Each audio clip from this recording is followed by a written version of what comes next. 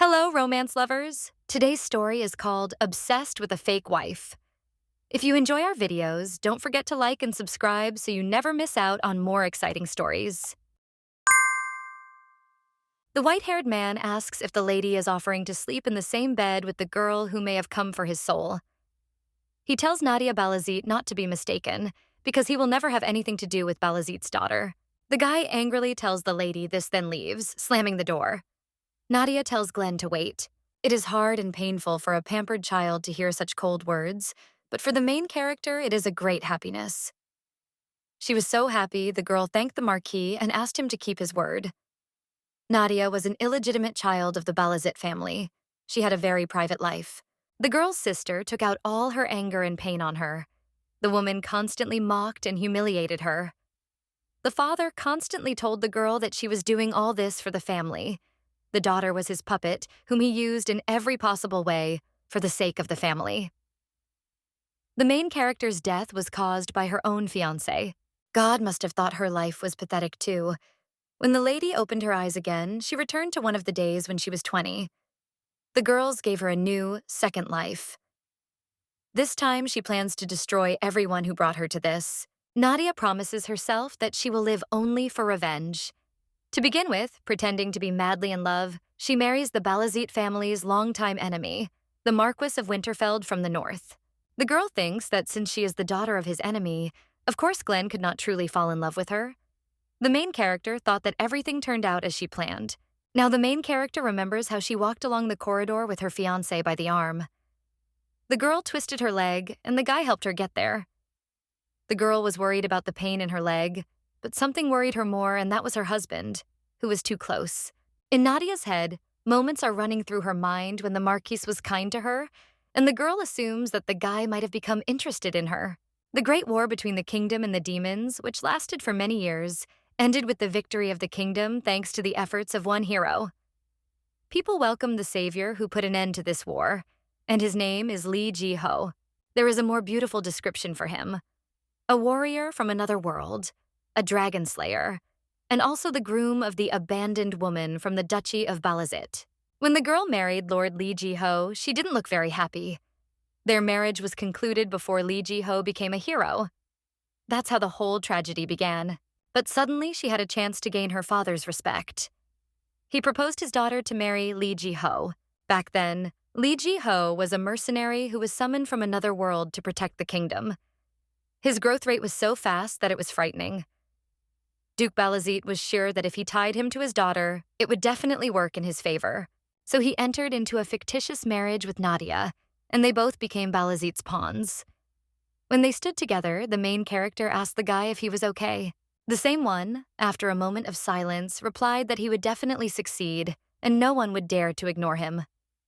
Even though they were forced to marry, Nadia still had a glimmer of hope that one day they would be able to live as an ordinary husband and wife, until she fell into a trap. The golden-haired lady came to the prison cell. She opened the door and asked what happened to her sister. Nadia insisted that there was a misunderstanding and she could explain everything. The girl asked to call Lee Ji-ho. The sister apologizes and says that Lord Lee Ji-ho will never come. The main character did not understand what her interlocutor was saying, but she continued to talk. She said that since the time when Nadia just married him, everything has changed dramatically. After all, now he has become the most important person in this country, and his wife cannot be someone like her sister. The father, his daughter, and the hero of the country were discussing how to get rid of Nadia. One of them insisted that there was only one way: to give the girl alcohol at the upcoming banquet. Usually she is very careful, so it is necessary to add medicine so that she gets drunk. After that, they planned to plant a hired man on her, and when she woke up, they would call people. The more witnesses, the better. When this happened, people immediately began to downplay this splash. They said that it was very indecent, and it was immediately obvious from the girl that she was the daughter of a concubine. They claimed that this was shameless. The stepsister asks the female lead if she knew that Lord Lee Ji-ho had suggested this idea. Come to think of it, he never visited Nadia after that incident. The girl thought it was because he was disappointed in her, but in fact, he had planned everything himself. Even marrying her, the daughter of a concubine, he must have considered it discrimination against him. If the Lord had simply proposed a divorce, the main character would not have objected, because she was a simple pamphlet and it was rather stupid to hope for anything. Her half-sister claims that his reputation would have suffered because he was a hero of the war. Nadia asks if her sister came because she felt sorry for him. Now the guy has become a hero because of that. Coraine does not let the girl finish her sentence and claims that she can say whatever she wants. This is her last chance, because this is all that is left for her. The golden-haired woman claps her hands and asks who will accept the one who is abandoned by her husband because of her affair with another man. Who can the girl be an illegitimate child and will not be able to marry anyone except a simple worker? Therefore, she will help her sister only once. She says that her father wanted to let her stay, but Nadia decided to commit suicide out of shame. Two men attack the girl and try to put her into eternal sleep. The golden-haired lady claims that once the main character's name is tarnished by her shameless act, she will be remembered as a girl who knows the feeling of shame. Nadia thinks that she does not want to say goodbye to her life. Is she really going to end up like this? All her life she did as her father said. She was obedient.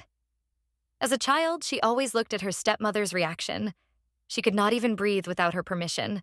Stepsister took away all the good things from her, and now the golden-haired lady bids farewell to her sister and says with a fake smile that she will miss her.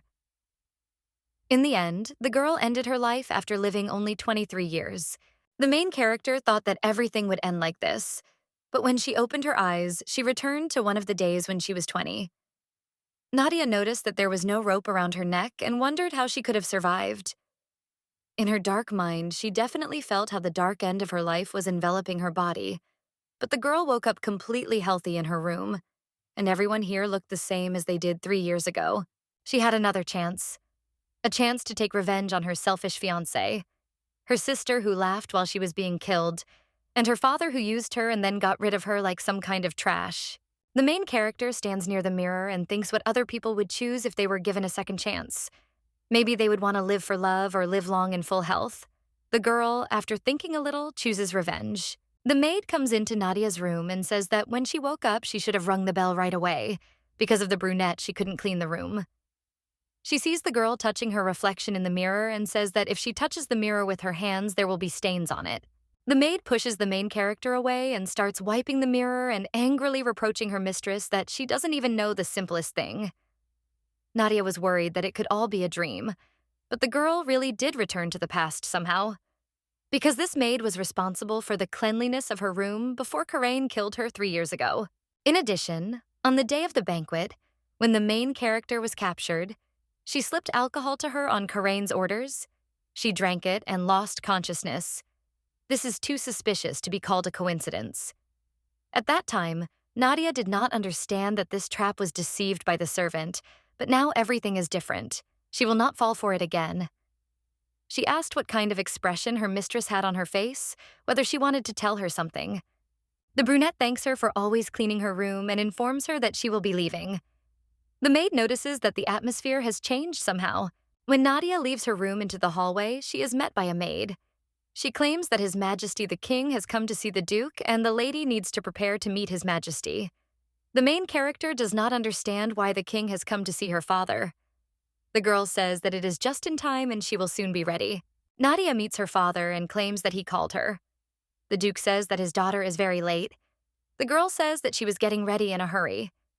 She realizes that her father looks at her as if she were some kind of non-entity. In the past, she was afraid of this look and meekly submitted, trembling with fear. Such ceremonies are a long-standing tradition.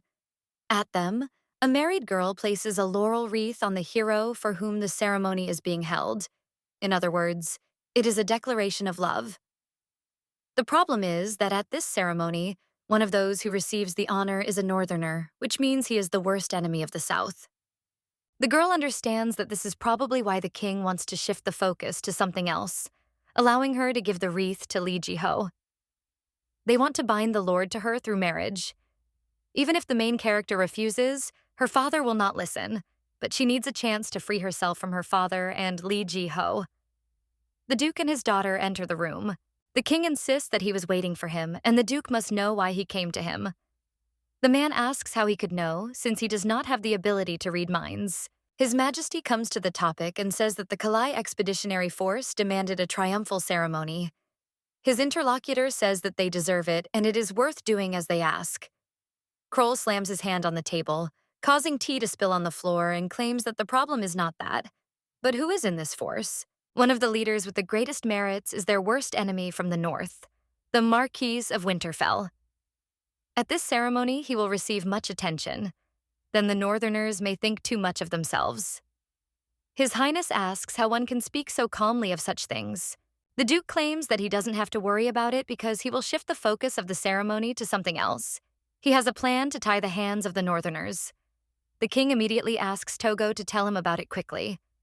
The main character is surprised that the man took everything her father said seriously without hesitation. No wonder the Northerners are unhappy. The Duke claims that he will bind the Marquis in marriage. The king must use his authority and order him to marry. His bride must be the daughter of a noble from the south. Then they can prevent him from allying with someone from the north. Hearing this, Nadia recalled that after she and Li Ji-ho became husband and wife, as a reward for the success of the expedition, the Marquis of Winterfell also got married. Of course, his bride was a girl from the family that his father introduced to the king. According to rumors, she constantly cried because of the Duke's cruelty and eventually ran away. The main character felt sorry for the girl who became just a puppet of her father's plans. The brunette realizes that if she is this girl now, she will be able to avoid marriage with the Lord and revenge. But she cannot be reckless. It is too early to talk about it. Exist claims that this is a good idea and asks who will voluntarily give him their daughter. The Duke assumes that the king does not believe in the loyalty of his servants. For the sake of the country, people will certainly give up their daughter. Nadia realizes that this is her chance. She turns to His Highness and asks for forgiveness. The girl says that she would like to tell him something. The king allows the main character to speak. Her father asks how she dares to butt into the conversation, but the girl ignores this and says that if they need someone who will have to go to the enemy camp in the north, then she can do it. The Duke is a little taken aback by this answer. He clenches his fist. Nadia says that she is from the Balazit family, who have served His Majesty all their lives, and therefore deserves the most trust. She asks to be allowed to marry an enemy for the sake of the king and the well-being of their country. In her thoughts, the girl apologizes to her father for no longer being a pawn in his hands. His Highness repeats the girl's words that she is going to marry the Marquis of Winterfell. The Duke claims that his daughter does not seem to know what she is talking about and must not know what his relationship is with Winterfell. His Highness says that it is a laudable decision, but as the girl's father said, their families are sworn enemies. Forcing someone else to marry Nadia would be much easier than marrying her to him. The bad Marquess of Winterfell may not take her as his wife. Still, the girl said she had a wonderful idea. Nadia replies that it is so. At the ceremony, she will present the laurel wreath to the Marquis of Winterfell. Duke, answer that his daughter is stupid and ask if she thinks that he will so easily accept this wreath from her. The main character claims that no one has ever refused a laurel wreath. The father puts his hand on his head and replies that they have already planned for the girl to give the wreath to Li Ji-ho. The main character says that people will quickly forget about his merits and asks if he will really decide to destroy with his own hands everything he has strived for. So he will accept the wreath.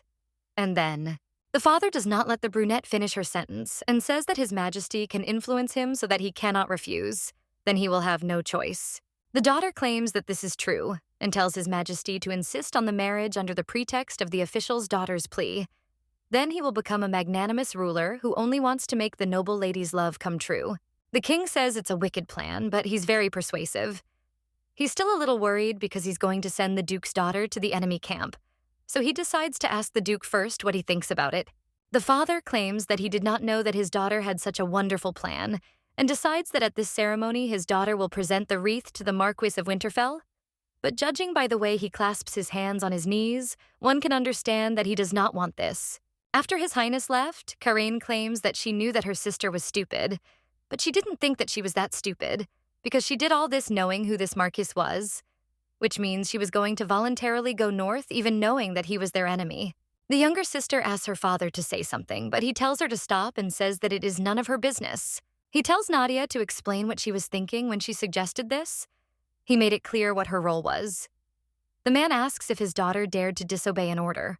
Although the main character has received His Majesty's permission, If she cannot convince her father, she will lose again, so she must make the right move. The girl claims that she has no desire to marry a stranger whose origin is unknown, although half. But the blood of Balazit flows in her. The Duke asks if it is only because of this. Because of her unnecessary pride, they must now give all the honor to the Marquise of Winterfell. The brunette is scared, but understands that she does not want to live as a pawn anymore. She claims that her father should allow him to experience this for just a moment. The daughter asks if it is more important to prevent a possible rebellion, which is why they tried to divert people's attention from the ceremony. The father asks how she found out. The girl understands that she has hit the nail on the head. The reason why the father reacts so sharply to the glory of the Northerners is that the imperial family is now, without exaggeration, a puppet of the Duchy of Balazit. In other words, this is exactly what the father has been trying to achieve for so long. He has the king himself in his hands, but at the same time he is in the most vulnerable position. There have been many cases when, in such turbulent times as now, the heads of the province have started a rebellion. That is why the father is worried. The Marquis threatens his position. The main character realizes that she must dig deeper into what he fears. She claims that even if not at this ceremony, they will still meet in secret. Whoever gets all the glory must watch them, and this ceremony is the best place for it. They will give water to the animal that thirsts for water and put a collar on it. The Duke is interested in such a story. Nadia continues to say that if she marries the Marquis of Winterfell, they will be able to learn about changes in the north faster. Thanks to the sacrifice of the brunette, they will be able to strengthen their positions. The girl asks her father to allow her to do this for the sake of their family. The man thinks that this really does make sense. This expedition did not go as he expected. Because of the success of the Northerners, they are forced to hold a ceremony. But if Nadia goes north as Winterfell's consort, they will be able to learn of their movements more quickly. It is a good chance to place a spy in his entourage. The Duke agrees with his daughter and says that they will do as she wishes. Karain did not expect such an answer. She asks her father if he really will send her sister to the north, and asks what about Lord Li Ji-ho, because he wanted to give Nadia to him. The man tells his daughter to be quiet. He can find him a new bride. The Duke turns to his older sister and asks what she really wants.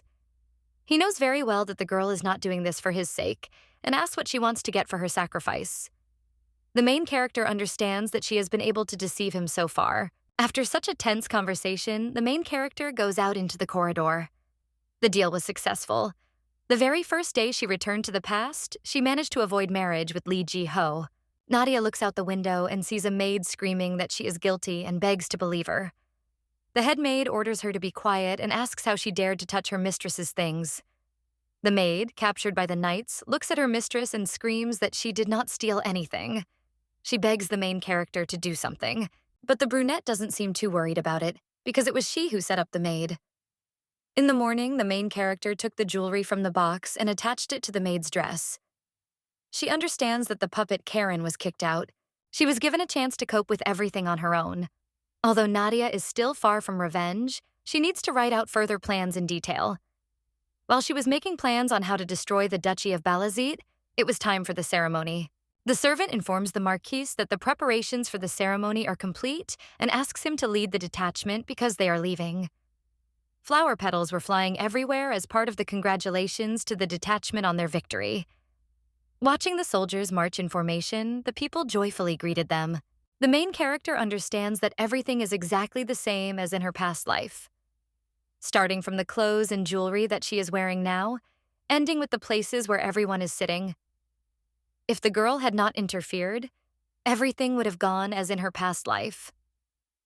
The younger sister looks at her jewelry in Nadia's hands and asks what her sister will do if a crack appears on her pendant.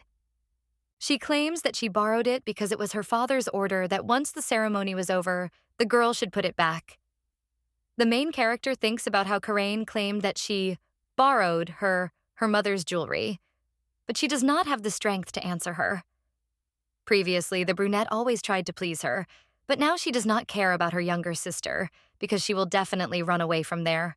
The Duke raises his hand and orders them to stop because the troop will arrive soon. He tells his daughter to get ready, try not to screw up, and hand the wreath to Glenn of Winterfell with dignity. There was only one thing that distinguished the ceremony from the past life from today's.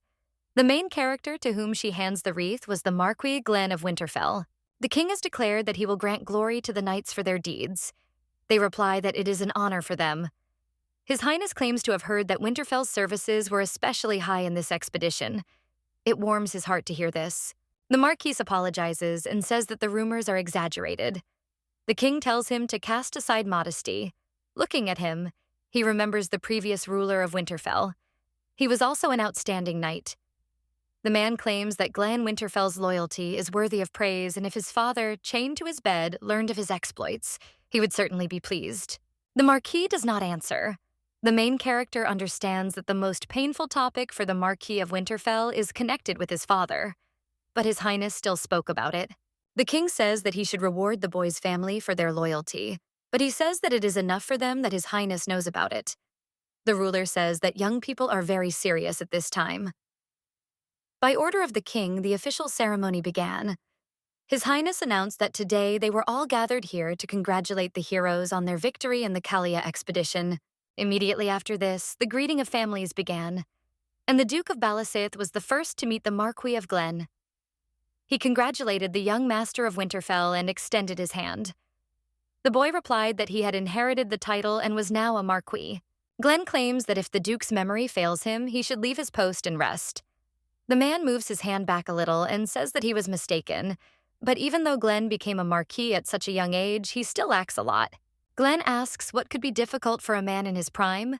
The Duke says that the guy is not really like the previous Marquis in his ardor. Then he gasps and says that we are talking about a man who had an accident and he is truly sorry. It is time to hand over the gifts prepared for the heroes. Nadia comes out with a bouquet and is happy that it is finally her turn. The girl holds the wreath in her thin hands and heads towards the knights. The Marquis understands why his enemy happily agreed to hold the ceremony. He decided to change the essence of the ceremony. Then, the owner of that wreath must be Lee Ji-ho. After all, everyone knows that her father supports him. Glen thinks that originally this ceremony was only for himself, so he should just let it go quietly. Come to think of it, this expedition took longer than he thought. The Marquis guesses that there must be a lot of work back home. It would be nice if they paid them enough as a reward. Glen opens his eyes and sees Nadia with a laurel wreath in front of him. He does not understand why Balazit's daughter is standing in front of him. He thinks that the girl is nervous because of the large number of people. Marquis leans towards the female lead and whispers that she made a mistake due to excitement. He points his finger at the black-haired guy standing behind him, claiming that it is Lee Ji-ho. Glen suggests that the girl slowly walk in that direction, and everyone will turn a blind eye to her small mistake due to excitement. But Nadia doesn't budge. She claims she wasn't mistaken. The Marquis asks the girl what she's talking about. The brunette says that the Marquis of Winterfell has been on her mind for a long time. She hands the guy a laurel wreath and asks him to accept it. The crowd starts gossiping, but the girl continues to say that she fell in love with Glen at first sight, as soon as she saw and felt that he was the one who could take care of her for the rest of her life. The head of Winterfell did not expect this at all. He leans towards the lady and asks if she knows what it means when an adult girl hands a wreath to a man. The main character understands that the guy is much ruder than they say about him. Nadia assures that she knows, and now she confesses her love. His Majesty turns to the Marquis of Winterfell. He claims that the beautiful lady is waiting and asks why the guy is silent. Glen says he doesn't deserve this wreath and he can't accept it. He has no idea what's going on, but the guy doesn't like it. He can't fall for it. The main character was prepared for such a reaction because he will not accept it so easily. She apologizes to the Marquis in advance and thinks that it will also be beneficial for him to marry her. The girl understands that there is nothing to be done and she will have to push a little. The brunette grabs the man by the sleeve and says that if he is worried that she is the daughter of a concubine, he can just accept the wreath and not worry about her. Nadia is planned to first arouse pity among the people, and she succeeds. The Marquis turns to the main character and asks what she is talking about. But the pillars are immediately heard indignant why the Marquis does not accept the wreath. The commoners claim that he makes the young lady disgrace herself. They ask if he is making up for the anger at this young lady because of disagreements with the Duke. The people call on the guy to accept the sincere love of Lady Balazit. The Marquis understands that his enemies wanted to destroy the ceremony with his own hands. The guy grabs the bouquet and claims that this is a long conversation and they will continue later. He turns around and leaves with a laurel wreath. The main character understands that she succeeded. She sighs with relief because she was able to change the future. The Duke and his daughters go to the carriage. He claims that Nadia is great. It was worth it to see Glenn's confused face. He has no choice but to accept the offer. The eldest daughter smiles and replies that he does not have to thank her. Suddenly, someone's scream is heard. It's Lord Li Ji-ho. He shouts that he urgently needs to talk to the Duke. The man asks what's wrong and claims that the guy must be tired after all this time. He wonders why the Lord doesn't go and rest. Li Ji-ho says that he urgently needs to ask the Duke something. The guy heard that Lady Nadia was supposed to give him a wreath at today's ceremony and asks what happened.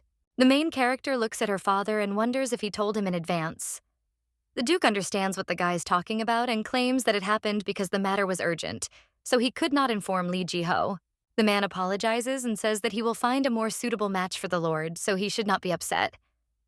Well, the guy cries out that he did not come to the man to look for a new bride. He wants to know why the Duke changed his plans.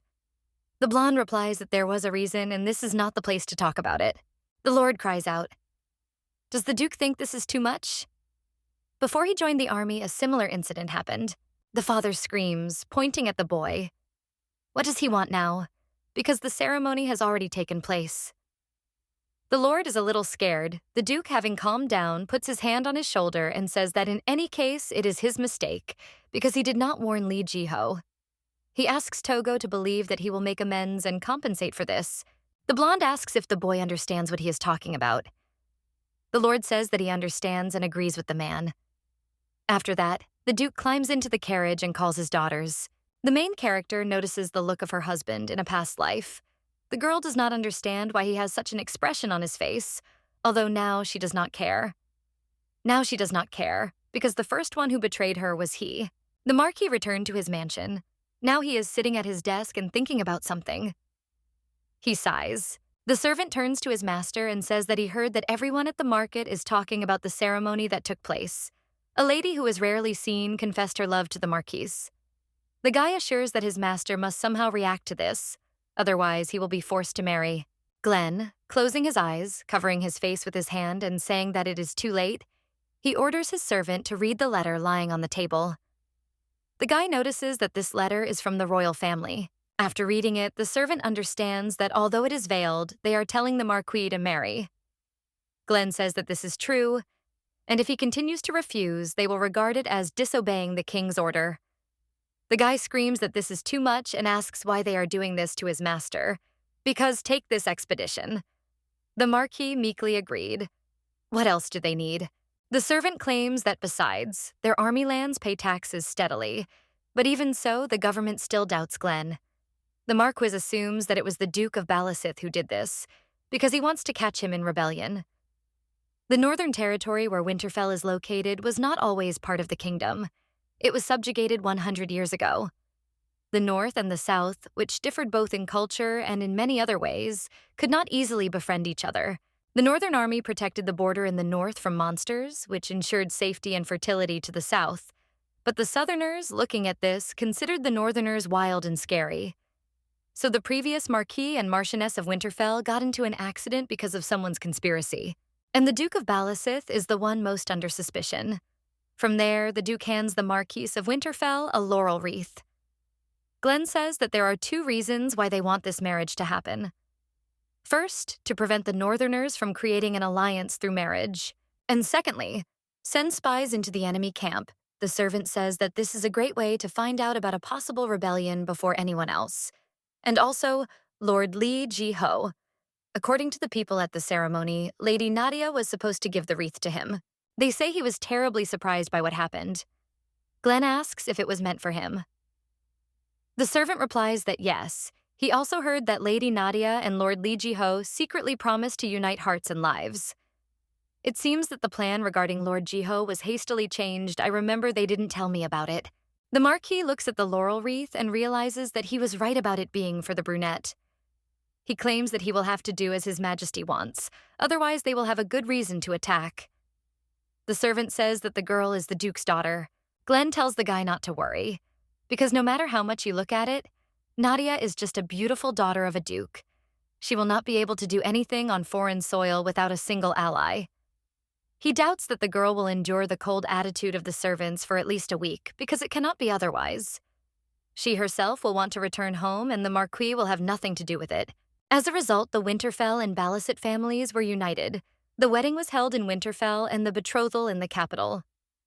After they quickly sorted out these minor matters, a banquet was held at Balicet Manor to celebrate the new family. The nobles who had mocked the main character continued to gossip and said that she had neither shame nor conscience.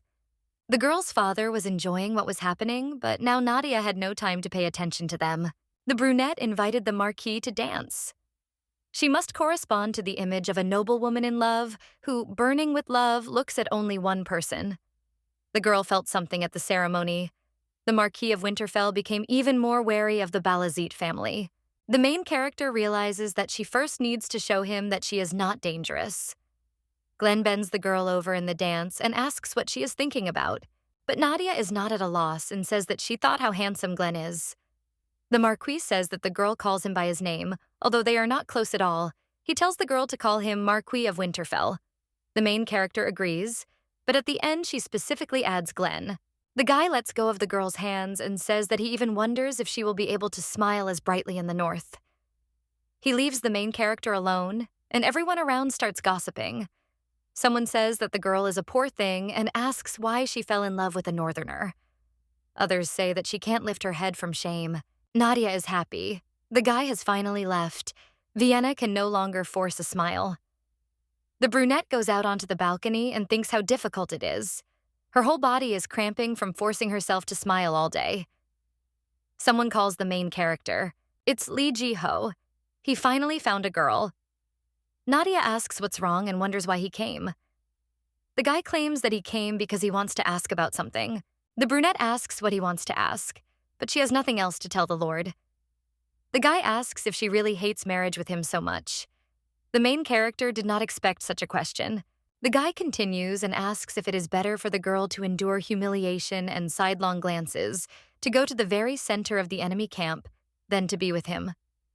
Nadia claims that she understands what the brunette is talking about, because from the very beginning it was not clearly decided that they would get married. Lee Ji-ho says that the Duke has already told him everything. The plans changed at the girl's request. Brown-haired, you answer that.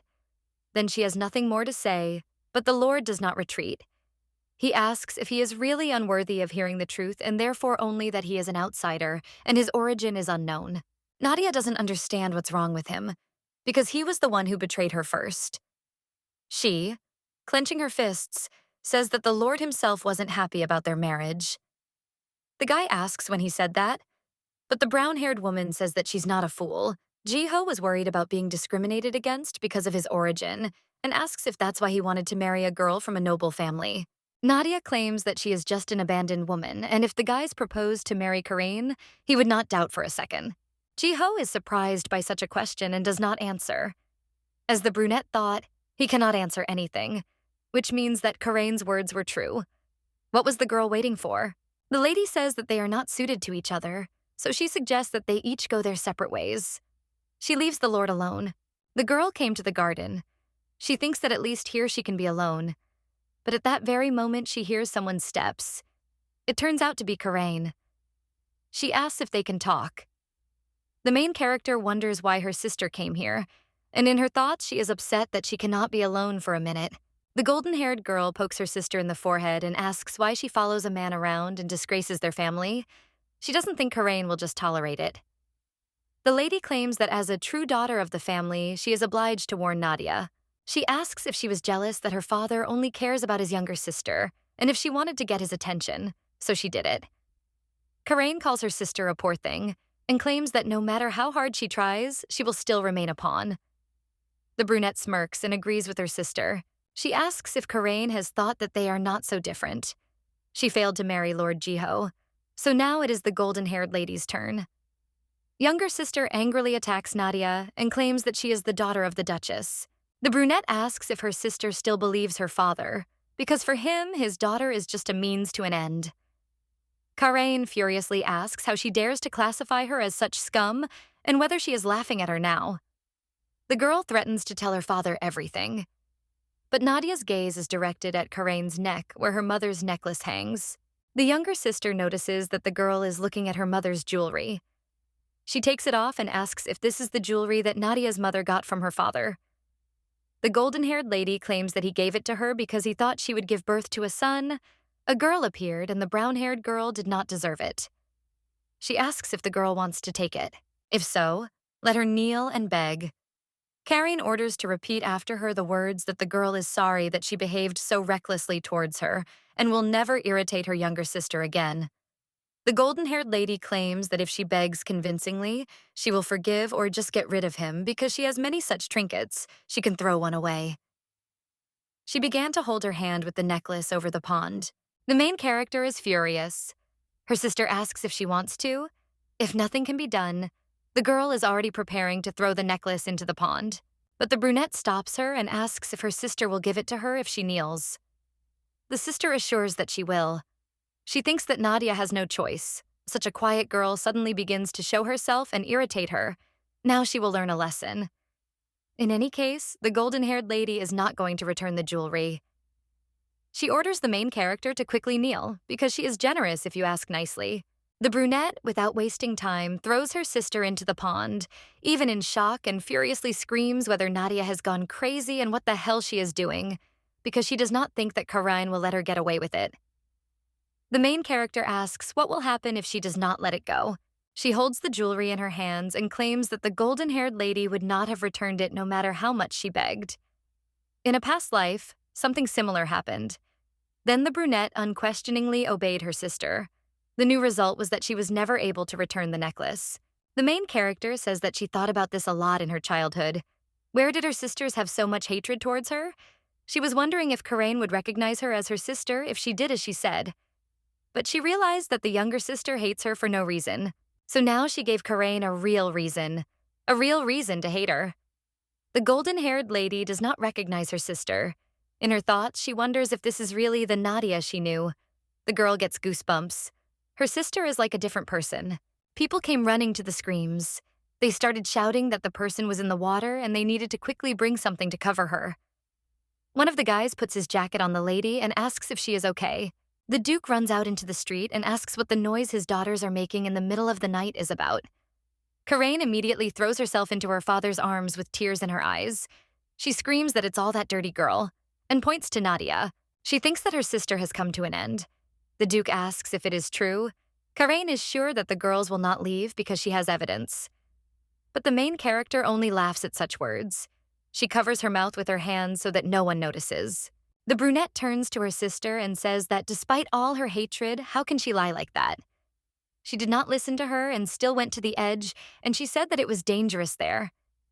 Nadia claims that she was only trying to pull her out of there and asks if her sister is afraid that they will think badly of her, but her lie disgraces their family more. The golden-haired lady claims that it was Nadia. Her sister threatened her with her mother's necklace, and the girl pushed her. Some of the people start whispering about threats. They say that since she threatened with a necklace, it means she has a bad character. They ponder why the family heirloom of the mother of the first daughter is with the second, and wonder if she is loved more in the duchy. Karain says that this is not so and tries to justify himself, but the Duke puts his hand on her shoulder and says that she is cold. She had better go back to the restroom before she catches a cold. He thinks that if he leaves this matter, rumors will spread among the rumors. The golden-haired lady is indignant that this is unfair. She asks to listen to her, but now it doesn't matter to her because she returned her mother's necklace and now she can calmly leave this place. The Marquis and his knights are in the forest near the Winterfell lands. One of the knights calls his master. Glenn claims that he is too noisy and should return to his place. Fabian tells the Marquis not to be like that. He will only ask a few things and return, although this is a figurative question. The servant asks if the lady's confession was not sincere, and the boy immediately kicks his servant. The Marquis says that if the boy is going to continue talking such nonsense, then he should get lost. Fabian says that he also knows that she is deceiving his master, but looking at her face during the ceremony, it seemed to him that she was sincere, and the boy is not particularly sure that she was lying.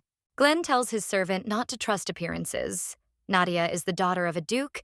She can stab him in the back at any moment. He suggests Fabian just look at her devotion.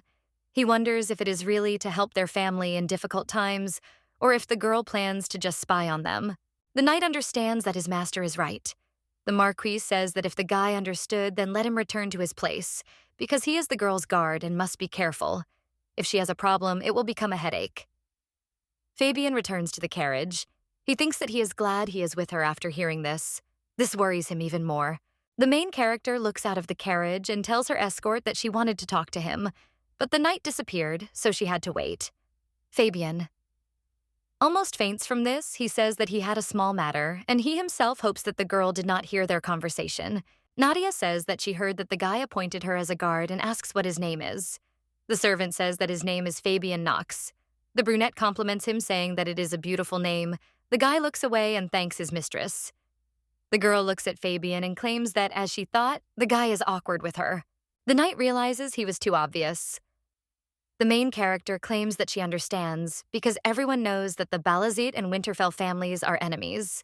Nadia assures that her feelings for the Marquis are real. Fabian no longer knows who to believe. He remembers Glenn's words about not judging by appearances. The knight waves his hands and says that he is simply very shy. The guy asks if his mistress's mother is in the north for the first time and offers to tell about the north while they are driving. The brunette thanks Fabian. She was bored. The main character thinks what a relief it is. It seems she managed to break through the barrier of the younger knight. After the story, Nadia falls asleep. The girl wakes up from a knock on the window. Opening the window, she sees her knight. He invites the lady to go out for a while, because they arrived at the Winterfell mansion. But the main character does not let her finish the sentence and says that everything is fine. She understands. The maid is shocked by such an answer. She asks again what her mistress said. Nadia argues that as long as she is with Glenn, it doesn't matter what size the wedding is. She smiles warmly and says that besides, she is now a marchioness, so she must think about her people. A woman addresses the brunette. She says that since the girl thinks so, she can be calm. The lady hopes that Nadia will always think so. The main character greets Lady Grace. Grace Ground is Glenn Winterfell's aunt. The previous marchioness has already died, and the previous marquis is bedridden, so now she is the oldest lady in this family. The woman claims that this dress suits Nadia very well. She says that when Glenn sees her, who will go crazy. The main character thanks the lady and says that she would be glad. The lady with silver hair approaches the girl and takes a lock of her hair in her hand. She tells Nadia that because of her father, Glenn is even rude to her, but assures her that there is nothing to worry about because the brunette is so beautiful that in time, Glenn will open his heart to her. The lady says that she will help, and the main character needs to focus only on opening his soul. The lady knows what the mistress wanted to tell her with these words. Grace knows that the Marquis has not yet recognized Nadia. The main character smiles warmly and says that she will remember this, after which Aunt Glena says that it is time for her to go, and at parting asks if the girl knows what is most important in seduction. She suggests preparing well. The brunette can only think of one thing: the first wedding night. She thought that he would want to touch her, so she would refuse to spend the night together. But what if this man offered to stay together for the night? Now the main character in a wedding dress is heading to her fiancé, but the girl can't stop thinking about the conversation with Mrs. Grace. She thought about it constantly. The thought that they could sleep together just wouldn't leave her head. The bride and groom had to say their vows, but all that was on the girl's mind was whether they would sleep in the same room right after the wedding ceremony. Glenn is asked if he takes Nadia Balazit as his wife and swears to love her forever. The Marquis answers yes. When Nadia asks if she takes Glenn Winterfell as her husband, the girl continues to think whether the Marquis will want to stay in the same bed with her, because he hates her very much. But what if he really wants this? What should she do then? The brunette did not expect this. When the main character is called a second time, she realizes what is happening and says yes. Then they are told to seal the oath with a kiss. The girl was thinking only about how they would share a room. The kiss completely flew out of her head. The brunette understands that the Marquis must pretend that they are kissing. What kind of cohabitation can we talk about? But Glenn kisses the girl for real, and they are declared husband and wife. Nadia is shocked because the Marquis really kissed her. That same evening, the brunette wanders around the room and doesn't know what to do or how to be. The girl is running out of time and her fiancé will come soon. She wonders if they will really sleep together. He really kissed her, but the girl's thoughts are interrupted by Glenn, who enters the room. Nadia understands that he really came. The girl says that she was waiting for him, but her thoughts are not calm. She thinks what to do and how to be, because she can no longer run away. The Marquis tells her not to be mistaken. He claims that he will never contact the daughter of the Duke of Balazit and has come only to tell her about it personally. The main character asks her husband to wait, but he ignores her request and simply leaves. The maids notice that sobs are coming from their mistress's room. The girl says that her feelings are sincere. Why is Glenn so cruel? Sitting on the floor in the room, she sighs with relief and thinks how good it is that he left. The main character in her thoughts hopes that he will never change his mind. The girl sees a plate with wine and snacks on the table. She remembers that she hasn't even eaten properly today. The brunette begins her meal. She notices that the dried beef is very tasty, and the wine too. Then she decides to try the fruit. Having eaten her fill, Nadia goes to bed and thinks how good it is. There is nothing more to worry about, and the bed is so soft, it seems like she will fall asleep soon. The next day, the maids gossip among themselves. One of them asks if they heard about what happened yesterday. The master immediately left their mistress's room without staying there for even 5 minutes. He was very angry. The other one claims that she bet that he would not come to her at all. Another maid asks what happened next. The girl with the disposable hair assumes that most likely they had a fight and Nadia should be ashamed now. Another maid comes up to them from behind and says that she heard the mistress crying for a long time. According to another maid, the mistress's servant, she looked like a girl in unrequited love who was rejected. When the maid came to the main character, she apologized and said that she could not sleep without alcohol. The servants thought she would act arrogantly, but the master could not do otherwise. The girls are about to leave the room and continue their work. The Marquis and 2 knights were watching all this from the corner. One of them tells his master that the maids must be made to keep their mouths shut. The second agrees and says that this must be done by any means necessary. Glenn says that there is no need to do this. You just need to close your eyes to it. He asks if the guys think that the maids will love her and what Nadia is doing now. The knight replies that she officially became a marquise and shouldn't she be looking after the household. The Marquis asks if he says that the girl has fully started spying on them. He turns to Fabian and claims that he is her guard, and the boy asks if his master wants him to watch her. Glenn answers that this is so. The boy must watch if the brunette does anything suspicious.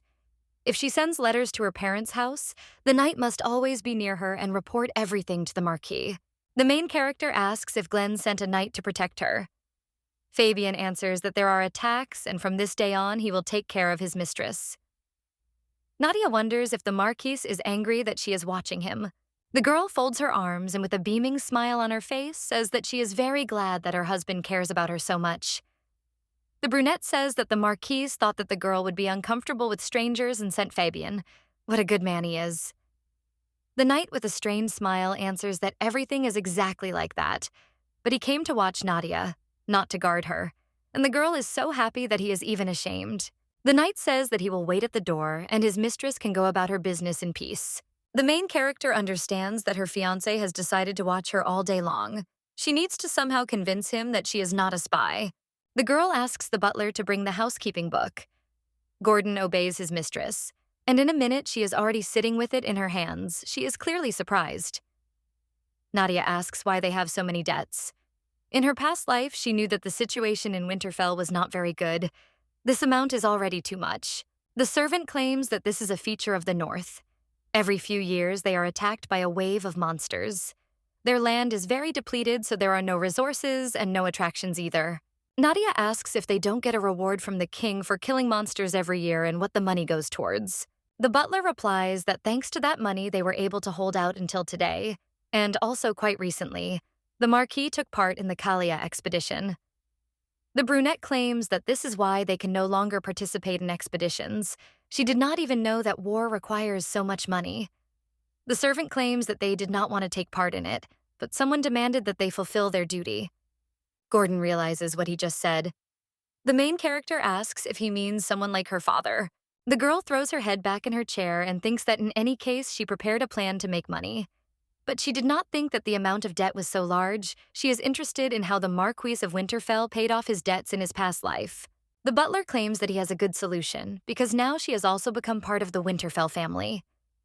He asks to be allowed to speak frankly, and I claim that such difficult times for her new family, if the girl uses the dowry to pay off debts, will she not help with this? The brunette thought why he so easily gave her the seal from the warehouse. It means he wants to test her, asking to resolve financial problems. Gordon asks if the Marquis would not be pleased if she helped. However, Nadia says that it is impossible. The butler asks his mistress to think again. The main character asks him to understand that she is not saying this because she does not want to help the Winterfell family. Looking at the expense book, it is clear that every year the debt is slowly growing. Earlier, the servant said that the reason is the peculiarity of the North. So the dowry of the Duke's daughter will not solve this issue in the long term. In the end, the debt will appear again and will grow. The butler doesn't know what to answer to this. After a couple of seconds, he tries to straighten up and asks if the situation for their lands isn't hopeless now. The brunette slaps her hand on the table and claims that they will correct the peculiarity of their territory. The servant does not understand what his mistress is talking about, and she begins to tell how to achieve this. When the knight returns to the Marquis, Glenn asks if his wife said she couldn't use a single coin from her dowry. Fabian claims that this is not true, repeating the words of the main character that rather than pay off the debt right now, it is better to start increasing the dowry. The other knights say that the guy is naive and believes Nadia, because she only seems good.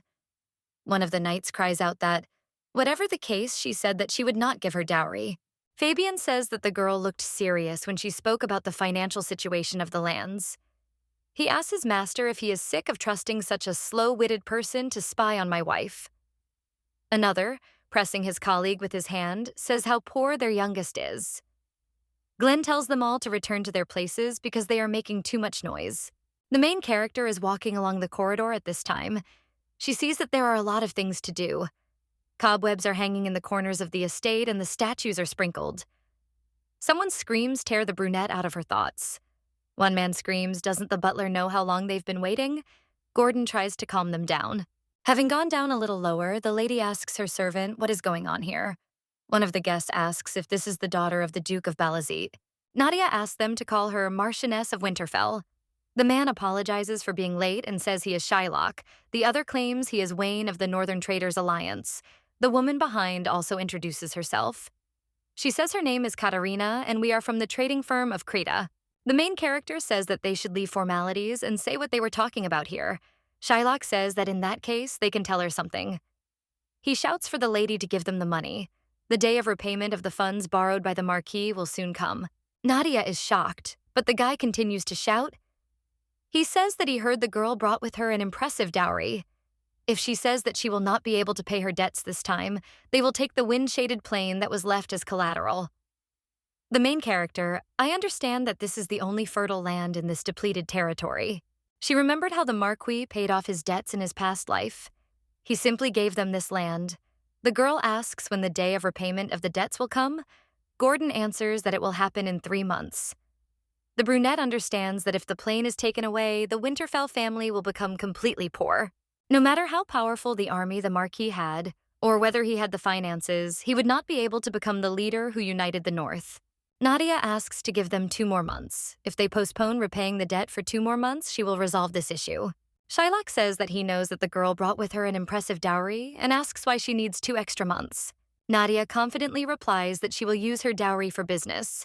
The man asks what all this means and that instead of paying off debts, the lady is going to open a business. The Marchioness claims that the Winterfell family is closely connected to the merchants of the northern regions.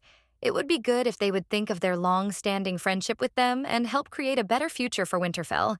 She says that she will never forget their help. Of course, if the business fails, they will take back the land they left as collateral. The merchants understand that then they have nothing to lose. Shylock claps and claims that he admires the lady's wisdom.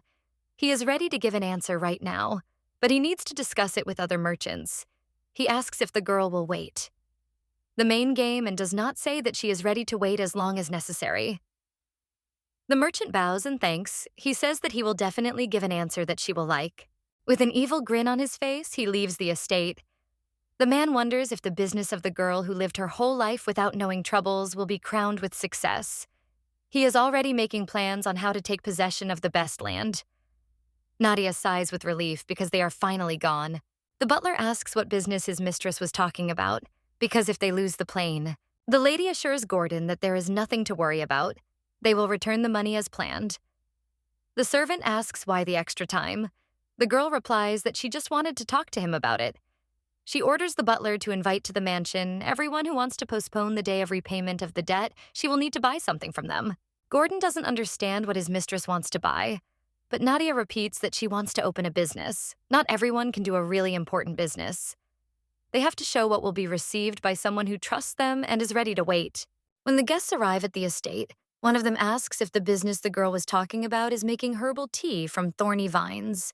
The main character calmly says that this is exactly how it is, and she is confident of her success. The guests think what nonsense she is talking. The thorny vine is a grass that only the poor take. It has no value. It is an ordinary weed. Nadia asks if they could buy the herb for her in bulk. Wayne and Katerina don't trust this plan. The man says that the price of the herb is quite low, but if the girl wants to buy in market volumes, she will need some capital, and will she have it? The brunette claims that she plans to use her dowry. Wayne chokes on his tea when he hears that the girl is going to buy weeds with that money. He looks at the butler and thinks that it would be better if the girl bought dresses and jewelry. At least they could be resold.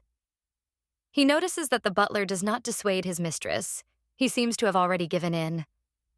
When the Marchioness spoke so confidently last time, Wayne thought that she had a good plan, but he did not even think that she was so unreasonable. Katerina asks her to forgive her, but she thinks that such a business is not the best option. The main character asks why. The woman claims that the prickly lasagna has no value, because there are many good herbs that can replace it, and besides, if you take into account the costs of transportation and storage, they will incur large losses. Nadia says that they are mistaken about something. She invited them here not for a discussion, but for employment. The girl is ready to pay them more than usual. They will definitely not suffer any losses. The guests look at each other and answer that if the Marquise says so, then they will contact all the trading firms on the continent. He thinks that there will be no problem in providing the required volume of goods. The brunette smiles and says that all hope is only on them. They must take care of everything without exception. 2 months later, Grace comes to the Marquise's room, says that she heard that Nadia hasn't taken care of anything yet, except for her useless grass, and asks if Glenn will continue to watch her do this nonsense. The Marquis claims that she started this business with money from her dowry, and he has no right to interfere with her. The aunt assures that the main character has no financial literacy since she believes that the grass will bring her money, and asks if she can be trusted with the household at all. Soon, the whole day of debt repayment. The Marquis puts down his pen and turns to the aunt. Grace says that she didn't watch her language, but asks Glenn to remember one thing. She said it because she thinks about the future of the family. Stalin is left alone in his office and thinks about the day of repayment of debts. Suddenly, he hears someone running. Gordon bursts into the office and asks if his master has heard the news. Glenn rises from his chair and asks what it is. The butler, breathing heavily as he runs, says that they are saved and will not have to give up the plane. He claims that all this is thanks to the lady. The Marquis cannot believe his ears. In a village in the south, 2 boys are talking about how a girl recently died. Her arm was all numb, and eventually the girl also got the plague. One of the boys asks if it was just her, since there hasn't been a day in the last few months when they haven't burned corpses. It's not just their village that's suffering, but all the lands in the kingdom, starting from the southern territories. He asks when they'll find a cure. Suddenly, a man runs up to the boys and asks if they have heard the news, because they have finally found a cure for the plague. It is tea made from the herbs of the thorny vine. They say that it can cure you. The merchants, having heard this news, immediately decided to stock up on the herbs from the thorny vine. But someone has already bought everything. Now the main character looks at the villagers who are buying thorny vines. Fabian tells them not to rush because there is a lot of goods. The woman says that she was very worried that her daughter would die. She thanks them for selling it so cheaply because usually in such cases the price is very high, so the poor cannot afford it. The knight claims that it is all thanks to the generosity of the Marquise. She made sure that everyone could be cured. An order was issued to begin supplying herbal tea at an affordable price, otherwise from areas where the situation is more serious. Raising the price or reselling, as well as storing the herb, is prohibited.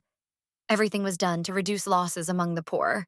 Now Nadia is standing on the bridge. She is talking to Wayne. The man tells the lady about his worries that the southern territories will think that they deliberately monopolized all the medicine in the north so that the epidemic would flourish there. The Marchioness assures that the likelihood of this is small. First of all, it was not Winterfell that bought up all the vine, the author says, standing in front of her. In addition, the girl is the daughter of the Duke of Balazit from the south. The thorny vine grass was sold faster than expected. Thanks to this, the merchants who agreed to wait and help in the business received a great profit. The debt that the girl gave to Katarina was 97,200 gold, and Wayne's debt was 10,087. Shylock could not believe that she actually paid the debt. Moreover, she offered cooperation only to those who agreed to wait. Nadia approaches the merchant. She claims that it seems that the conversation with the other merchants did not go well, and she was so waiting for a letter from him. She says that if the guests are all, then she will ask only those who helped her with the business to stay. The rest can go to the exit. The girl claims that she will wait for the day to meet Mr. Shylock again. The merchant says he will wait too, and until then, may the lady be well. He clenches his fists and leaves. After this, the main character comes to her husband and asks if he believes her now. After the increase in devotion, she has dealt with the debts. The guy claims that she can't see the future, but somehow she knew about what would happen. Nadia says that when she was in the south, she accidentally saw a report from the head of the lands of Errol in her father's office. Then she assumed that the plague would spread throughout the kingdom. The guy asks what about the cure. The brunette says that the maid who looked after her as a child used to live a nomadic life. Every night she told her about her life, and once said that the herb of the thorny vine can help with a fatal disease when the heat covers the whole body. Of course, this is all a lie. The Marquis apologizes for misunderstanding Nadia. The girl thanks him for saying so. Glenn claims that when the girl said she would pay off her debts after she earned money, he thought she was lying because... The main character does not let him finish his sentence and says that it is because her father is the Duke of Balazit. The Marquis says that it is so. He does not understand why the girl helps him. If Nadia's father finds out, he will not like it. The brunette asks how the Marquis listened to her all this time. She claims that she has already told him several times that she loves him and asks if he remembers what she told him. Glenn realizes that she is talking about love again. The guy says that whatever the reason, she paid off Winterfell's debts. So if she has a request, he will fulfill it. The main character did not think that he would suggest it himself. She would like to say everything that is on her mind, but now she cannot. The girl stretches out her arms and says that she wants her husband to hug her once. The Marquis is surprised by such a request. The girl asks if this is too difficult a request. He replies that it is not so simple, and thought that she had another wish, for example, for him to punish the gossiping maids or ask him to return all the money spent over time. Nadia insists that if she had used such techniques, she would never have become a person of the Winterfell family. She asks if it would not be better for him to fulfill the request. Glenn realizes that he can do this. He hugs his wife back and holds her close. The guy notices that she smells sweet. Suddenly, someone from the hallway shouts that it's time to leave the business meeting. Nadia thinks what a relief this is. She was worried about how they would stop hugging. She tells her husband that she is sorry, but she must go. The Marquis says that everything is fine and she can go. When the main character leaves the room, she thanks Glenn for fulfilling her wish. And in her thoughts, she wonders if he now trusts her. The girl comes to her servants. She asks how things are going. The guys answer that thanks to the double-entry bookkeeping that the mistress taught them, everything is going smoothly. Wayne. You say that this is the first time you hear about it. Nadia divided expenses and income into 2 parts. And now it is easier to track the movement of money. He asks if the mistress came up with this method herself. The main character replies that she is not that smart and learned it from one person who came from far away. The merchant claims that he does not know where this person is from, but he is simply incredible. Nadia says that she agrees that he knew a lot. The girl remembers how in a past life they were sitting with Li Ji-ho, asking us what his country was like. The brunette answered that in the world he lived in, women and men could get the same education, and it was common. The main character asked if he was joking. The guy said with confidence that they used their knowledge to open their own business. They were looking for something they really wanted to do. The brunette said that she also wanted to live like that. Li Ji-ho put his hand on hers and said that she was very smart and that he felt sorry for her for living in her father's shadow all her life. He claimed that he wanted her to have a chance to reveal all her talents. Nadia remembers that every time they met, he told her something new. Thanks to him, she was able to think more broadly. This helped her when she returned to the past and began to make plans. But despite this, he abandoned the main character to climb to a higher place. Wayne says that the lady should be careful with Shylock because he is very cunning and greedy, so he will never give up so easily. Nadia says not to worry about it because they know who her father hates the most: those who do not pay taxes on time. The Duke sits in his office and orders an immediate tax audit of the merchants in the north and to find everything that is on them. When he allowed his daughter to use her dowry for her stupid business, he could not even imagine that she would succeed so much. The man thinks that something is wrong here, and how could this be a simple coincidence? He is already starting to think about betrayal. But the Duke brushes such thoughts away from himself, because how could she have learned about something that was unknown to him and come up with such a plan? Nadia was just lucky this time it only played into Winterfell's hands. He squeezes the document in his hands and thinks that in any case, nothing lasts forever. Time will pass and their budget will again be at the bottom. At this time, the main character has already finished the renovation of the estate. The butler is almost crying and claims that it is all thanks to their mistress's business. He is so grateful to her. The girl not only paid off the debt, but also solved the problem with the renovation. The brunette says that their mansion has only become brighter, and that is good. Nadia thinks that now she can take a breather and says that she will go to her office. It was hard for her for a while, but she did what she had to. She felt much better. On the way out, she tells her Gordon that she has something for him. She points to a bag of money and says that it is a special reward for the best butler. He has put a lot of effort into building a household that did not exist. The servant claims that this is too much money for him and she should save this money for the future. But the main character claims that all this time their lands existed only thanks to the hard work of the servants. Efforts should be rewarded with dignity. The brunette says that revenge must have often been awkward in front of subordinates because of salary problems. Now he will be able to maintain his authority by paying them. The butler almost cries. He remembers the annual waves of monsters, constant problems with food and problems in the mansion because of increasing debts. He can't believe that everything was solved so easily. Gordon says that his mistress is a miracle sent to them by the ancestors of the family. He will honor and care for her all his life. The main character thanks her subordinate. She did not think that he would become so faithful to her. The knight tells the butler to stop crying. The main character understands that thanks to the successful business, the layer began to trust her, and she must continue in the same spirit to complete her plan. Looking out the window, she notices a red flag and asks what it is. Fabian claims it is the speaker, since the flag is red, meaning the message is urgent. Nadia asks why they are so calm if it is an urgent message. Does he have any idea what happened?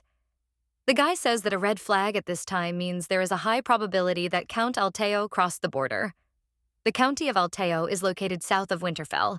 It is not part of the Northern Commonwealth nor of her father's alliance.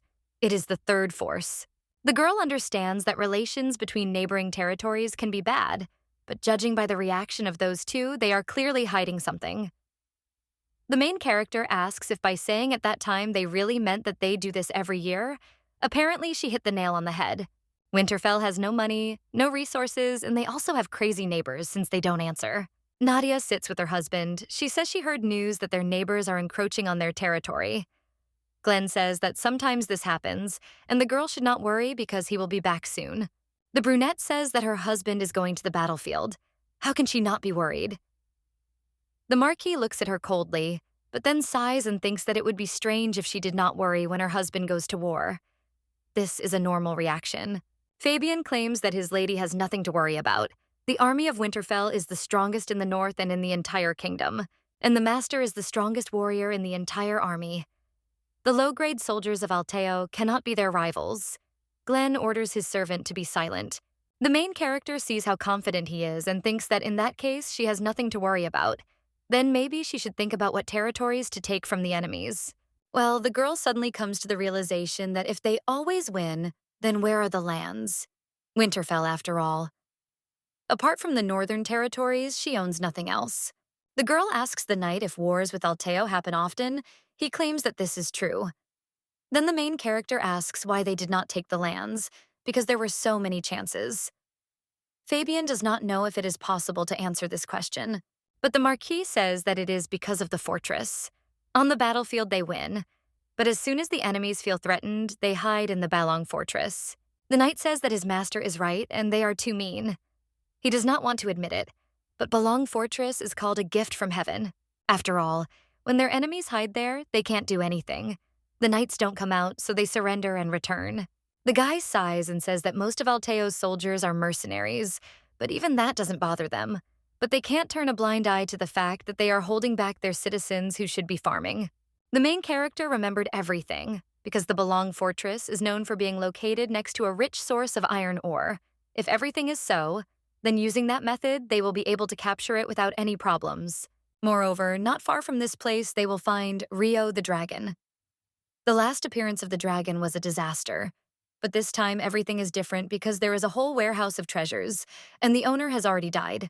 The lady with brown hair thinks that she can't just watch what's happening, because he himself gave her a reason and she won't sit idly by.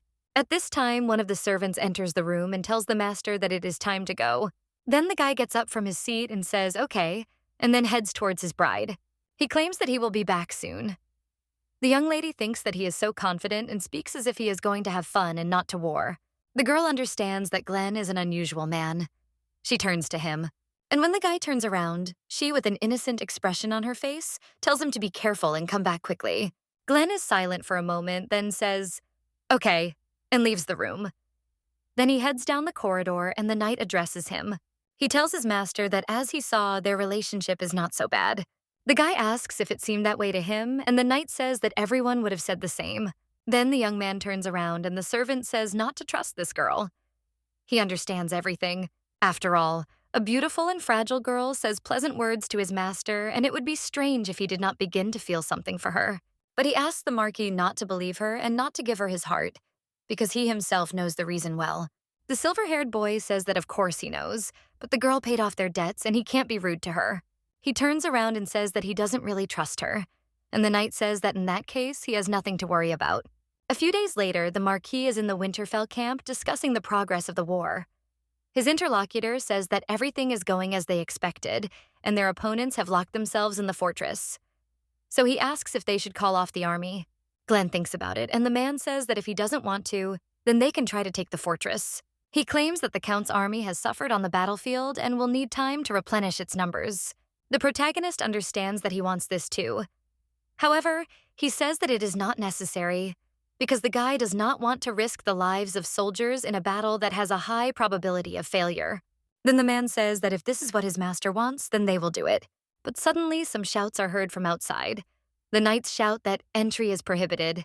The man says that it is noisy outside and he will go check.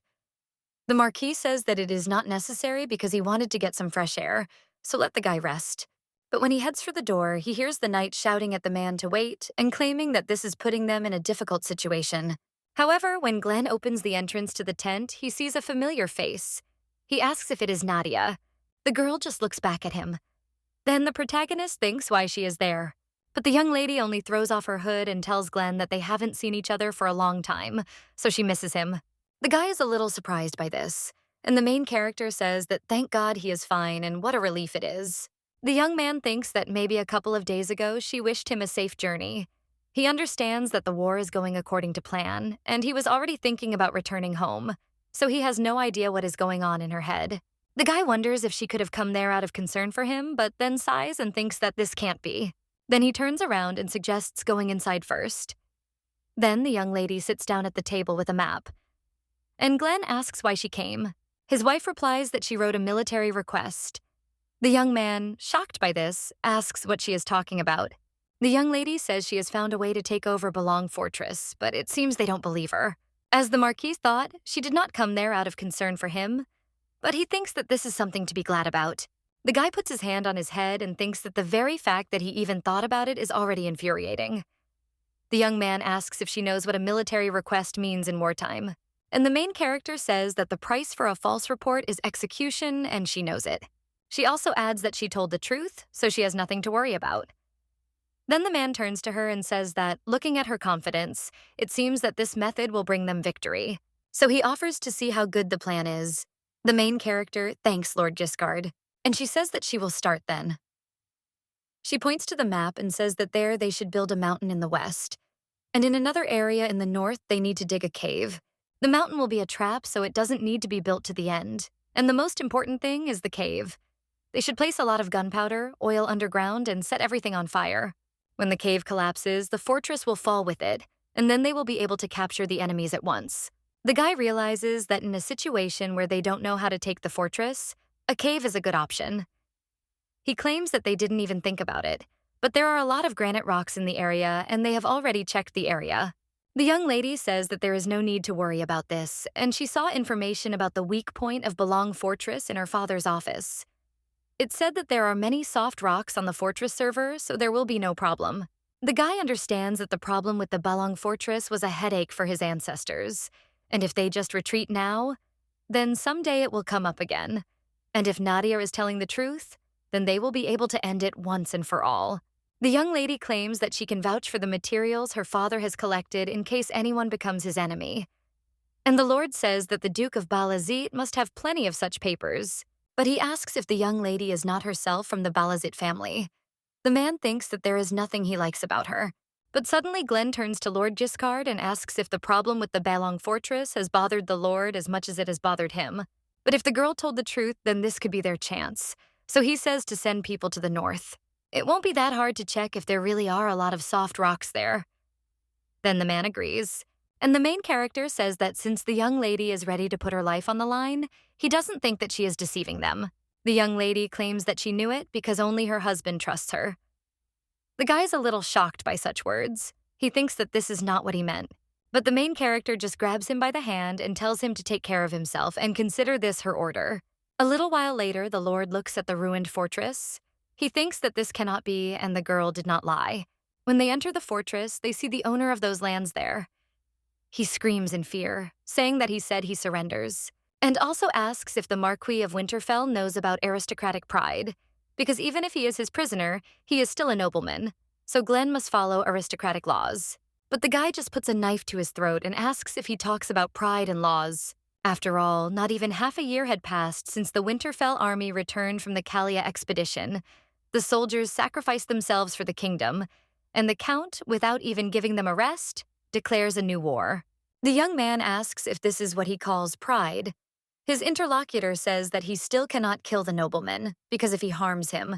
But suddenly someone interrupts him and says that Count Alteo is right, because even though the Marquis won the war, he cannot take the life of his enemy. Then she approaches Alteo and asks what about the fact that the Count, having lost and been captured, committed suicide out of shame.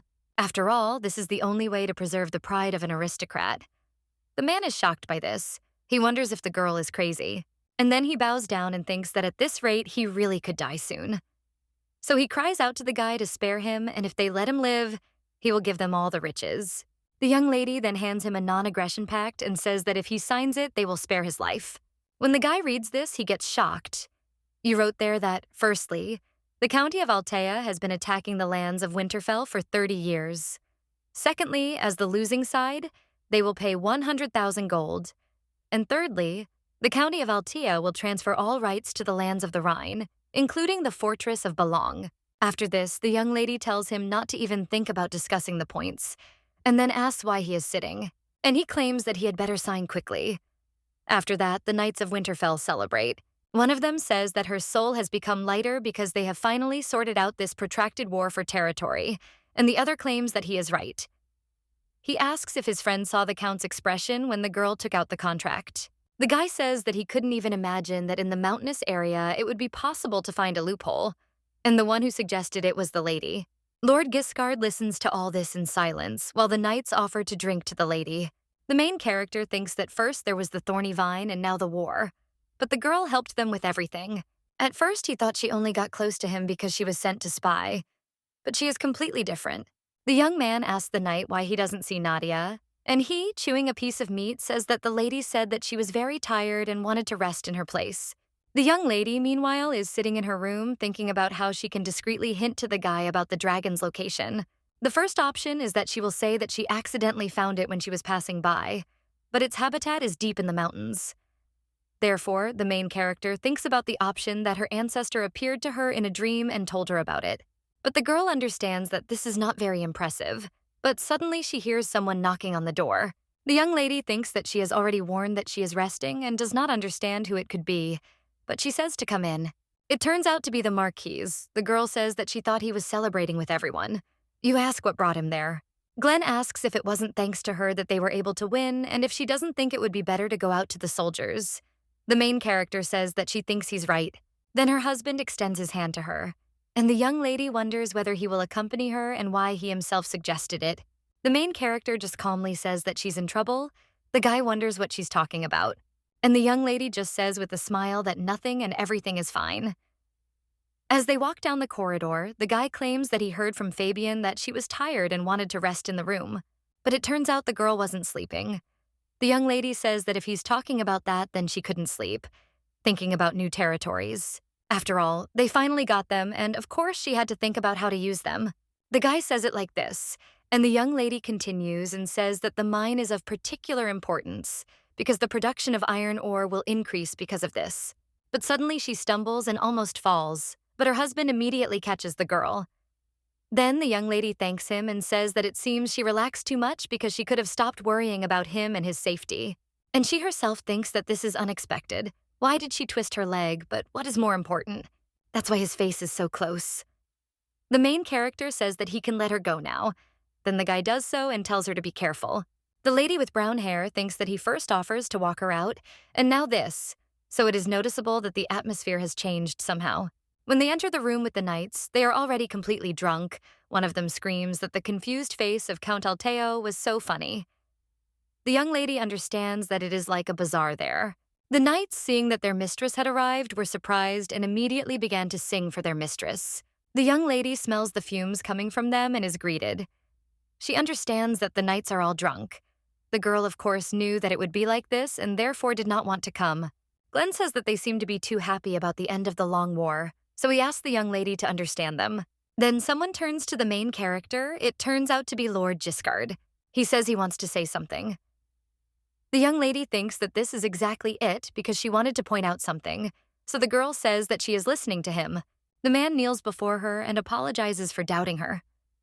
The main character certainly didn't expect this. She calmly asks the Lord to stand up and claims that she understands perfectly well why he did not trust her. As he said, she was from the Balazit family. But she says that now she is with the Marquis's wife and her reputation is Glenn's reputation. And the knight's bad behavior towards her is tantamount to damaging the reputation of their leader, whom they serve. The boy turns to his wife and says that Lord Giscard behaved this way out of deep loyalty to their family, and he will be careful that this does not happen again. Well, the young lady says that she will not assert her authority only at the expense of others, so she herself will give him a fitting punishment. The Lord agrees and says that he understands perfectly well how much the group was with her, so he will gladly accept any punishment. The main character only says that it will be hard for him to bear the punishment alone, but if he shares it, the burden will not be so heavy. The knights are already a little scared. They ask what the lady is talking about. One of the knights thinks that he didn't even suspect that their lady was such a person. But the lady with the brown hair only says that each of them will be punished, and everyone without exception must drink a penalty. The knights are completely shocked by this, and then they smile and say that they can handle this. Another knight says that the lady is also quite the joker. Nadia, however, claims that she is glad that they are happy. She waves her hand to the maid and asks if she can bring what she asked for.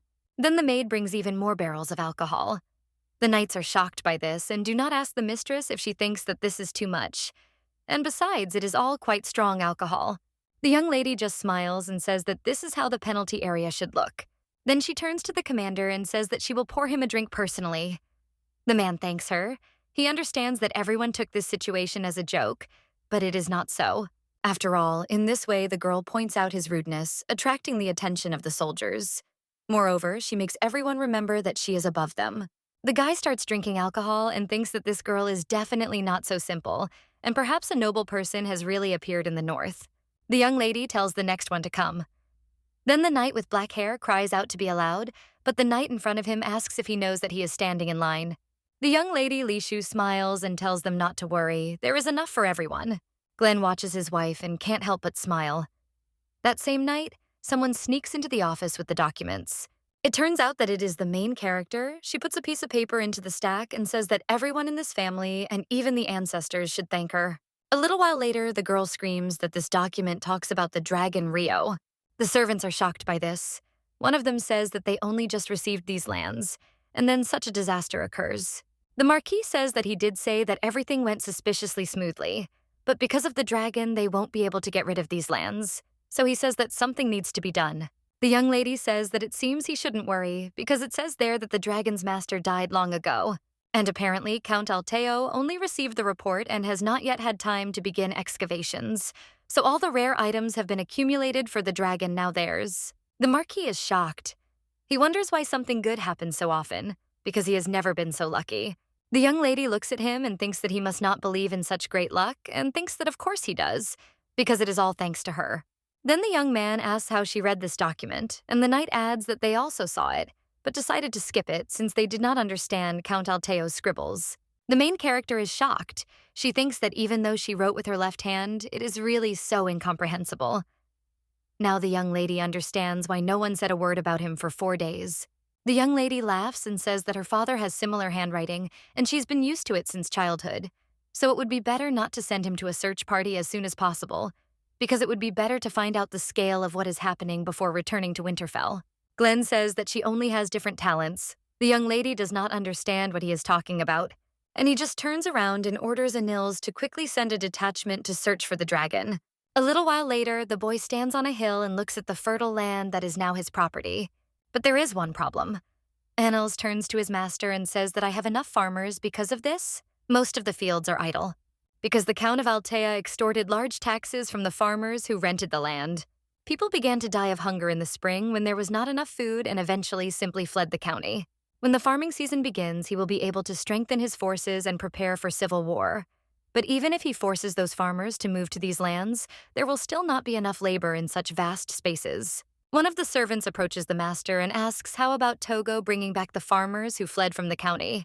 After all, if he gives the order, he will lead the army and turn the whole area upside down. The peasants most likely created their own village and live in it. The young lady, however, claims that if they force them to return, it will affect the Marquis's reputation. She asks if it wouldn't be better to use homeless people, because then they could easily solve the problem of labor shortage. Glenn says it's not a bad idea, but will they want to settle there? Because even if he lowers taxes, they won't trust him so easily. Because from their point of view, Alteo is a terrible territory and the truth only becomes obvious after some time. The young lady just remains silent, and the guy doesn't even guess what she's thinking about again. After which he approaches her and says that Nadia must have an idea. The young lady understands that he himself asks her opinion, but does not understand why. She asks if it's noticeable on her face.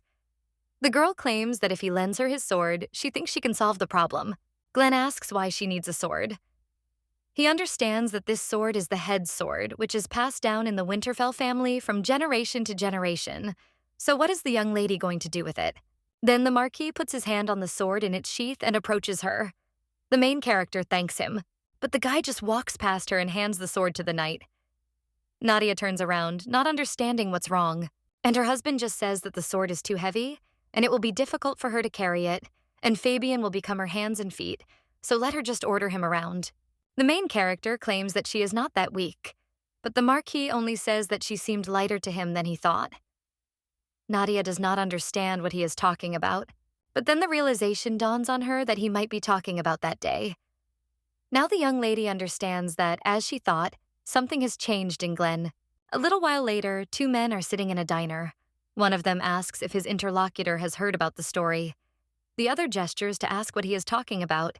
Then the blonde says that the whole village is talking about it, and he still doesn't know the story about Peter and the 10 bars of gold. One day, a new owner appeared in the county of Alteo. The new head hung an interesting sign near the gate of the fortress that whoever would pull the ball out with his head would get 10 gold bars. All the people wanted to get the gold, but no one could get the head sword.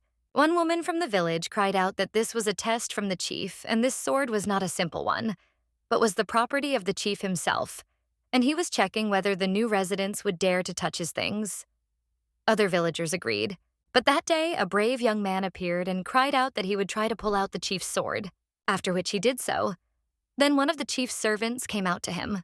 The villagers were a little agitated by this. They almost buried the young man. The lord approached him and asked if he was the one who pulled out the head sword, and then told him to kneel down and accept the reward from the chief. It was a chest with 10 gold bars. The head of the family's promises was greatly rewarded and lived happily. And that's the end of the story. The guy says that what happened is simply unbelievable, and his interlocutor says that the new leader is different from Count Alteo and is not one to speak ambiguously. And the man also claims that he heard that this story has spread to other villages and that Belong Fortress has again filled with peasants. But suddenly, one of the guys screams and offers them a drink because the new head promised to significantly reduce taxes, so this year they will live well. Everyone in that diner is overjoyed about this, and at that moment, servants run up to the main character. One of them claims that the head of the peasants is on his knees asking for permission to return. The second reports on the repair of a broken weapon. The brown-haired lady smiles and says, well. Glenn watches his wife at this time. He thinks that the girl is so energetic as if she is offended by her past life. He does not understand why she, sparing no effort, deals with the affairs of Winterfell. Although the young lady says that it is because of her love for him, then why is she not interested in him at all? At this time, one of the servants bursts into the room. He says that they finally found the diagram of the Belong Fortress. When they look at the plan, the Marquis claims that the walls are very strong and that the inside of the building resembles a labyrinth. He claims that the previous owner was very careful and that this must have been how he protected himself from the invasion of strangers. The young lady understands that they were the strangers. She thinks that the Belong Fortress is called the Iron Fortress because there are many secret places inside, and perhaps in one of them lies the treasure hidden by Count Alteo, so everything needs to be checked. But frankly speaking, they have a goal more important than treasures. Because in the past, Alteo, together with the gnomes, sold high-quality steel items. These were materials, weapons, and even household items. The young lady understands that they would be of great help in the development of Winterfell. So now she thinks with the plan of the fortress that it seems all the secret rooms have been found. But unfortunately, there are no traces of the gnomes and even signs that they cooperated. Suddenly, the young lady bumps into her husband's back and asks for forgiveness because she was lost in thought. She asks Glenn what happened, but he only says that it's all a bit strange because the path is blocked. But there is a gap and the wall is a bit shabby. The guy looks at it and puts his hand on it. He thinks that maybe there is a passage behind it, and when he opens it, he sees a passage to the stairs inside. When the young lady goes there, she realizes that there is a room with the wall. No matter how much she looks, she does not see any difference. So she wonders how he knew. The knight says that this place is not on the map and it is somehow suspicious, and Glenn suggests going down. When the main character goes down the stairs, she sees traces of red liquid on the walls, and when they finally get to the very bottom, they see a forge. Glenn wonders why Alteo hid it in a place like this. The main character looks at the weapons. She takes one of the daggers in her hands and understands that it is handmade. The young man approaches her and says that he may be sent away, so the girl should not touch anything there. The young lady says that it is good and thanks for the advice. Glenn thinks that this is strange, and has Alteo's weapons always been of such high quality, since this dagger is much stronger and lighter than their weapons. The knight turns to his master and says that he hears some sounds behind the door and they sound like the sounds of half-dead people. Then the Marquis approaches the door, and the young lady thinks that they have found a forge hidden in the dungeon and high-quality weapons. But what if there is something else behind this door? Glenn says he will check and orders the knight not to leave the lady. Fabian says that several days have passed since they took possession of the fortress. Are there really people left there? Well, what if they are not people but ghosts? The young man tells him to just stand near the lady, after which he kicks the door down and goes inside. The guy sees something that looks like a prison there. Someone screams from the cage that he will do as the master orders and claims that he was wrong. When the Marquis approaches the cage, he sees several people chained there, and he realizes that they are dwarves. The young lady sees red stains on their clothes and wonders what happened there and why they are chained in such a place. One of the gnomes asks to spare them. He cries out that last time they committed a terrible sin. But Glenn only asks why they are there. Cannon asks if the guy wasn't sent by Count Alteo. He claims that they just came to see the human world, and that's true. The Marquis understands that his enemy also exploited the gnomes. The author asks the master what they should do. Then the guy says that he will personally deal with this. The main character thinks about what he is talking about and becomes a little wary. Her husband kicks the door down and goes inside, reaching for his sword. The dwarf is very scared by this, but the guy only swings with a serious expression on his face. The main character is shocked by this. She immediately hugs her husband from behind and asks him to wait. The young man asks what she is doing, and Nadia says that they can't be finished off because they are just victims exploited by Count Alteo. The gnomes are still in a state of shock, and Glenn asks why the girl thought of such a thing. The young lady is shocked and asks if he wasn't going to do it, because if so, then why would he need a sword? But the guy swung his sword with such a serious face that how could he not think of the worst? The young man only cuts the chains and says that he wanted to free them. The Marquis then states that his name is Glenn and he is the new head of the county, so the guy asks if they could tell what Alteo did to them. The gnome looks at him and says that they themselves did not expect that everything would turn out like this. They wanted to see the world, and in this world, try to create new things using resources and their skills. Thinking about this, they went outside, but no one was happy to see them. The people in the village only screamed that they were monsters. Another dwarf told Mr. Miar that this was the last house, and maybe they should go to another village. In addition, they had a sick baby with them, but they were only busy running away from people and no one helped them. Then they found themselves in the forest and were trying to get out of the rain. She claimed that there was no sign that the rain would stop and asked what they should do. Miar thought that if this continued, not only the child would be in danger, but everyone else as well. He thought that there would be a place where they could hide from the rain for a while. That's why he claimed that he would go to the fortress, because if their lava lived there, then maybe he would take pity on them. Another dwarf said that he would also go with the master. Then Miar came to the fortress to the lord and, kneeling, asked him to help them until the child's fever went down. The owner of the fortress thought what kind of abomination this was, and he assumed that they had a serious matter. But it turned out that everything was completely different. So he wonders who let these beggars into the fortress. And then he asks the knight about it. He claims that the new guard did it, and the lord says that he doesn't need to know. Then he orders his hands to be cut off and thrown out along with this brat. One of the gnomes begged the master not to drive them out, because they did not have many things with them, but they would do everything and let him listen to them first. The knight simply grabbed him by the collar and asked why he was so persistent, which caused the dwarf to drop the cup from his hands. The count, when he picked it up, told the knight to leave them. He did not understand where they got such a precious thing from, and they probably stole it. So the guy says it's very suspicious that they have such a rare thing. He asks if the dwarves stole it, and they say that the lord misunderstood everything and they made this cup themselves. Alteo doesn't know where they came from, but they seem to have skills, and if they're good at something, they could be useful. So the dwarves were able to get into the fortress. Alteo said that they could stay there while they did whatever he said. He locked them in the basement to protect them from possible threats. We didn't mind, because we wanted to stay there until the child recovered. However, when Miar thanked the Lord for everything he had done and said that the child had gone so they were leaving, Alteo's reaction surprised him. The Lord said that he picked them up too.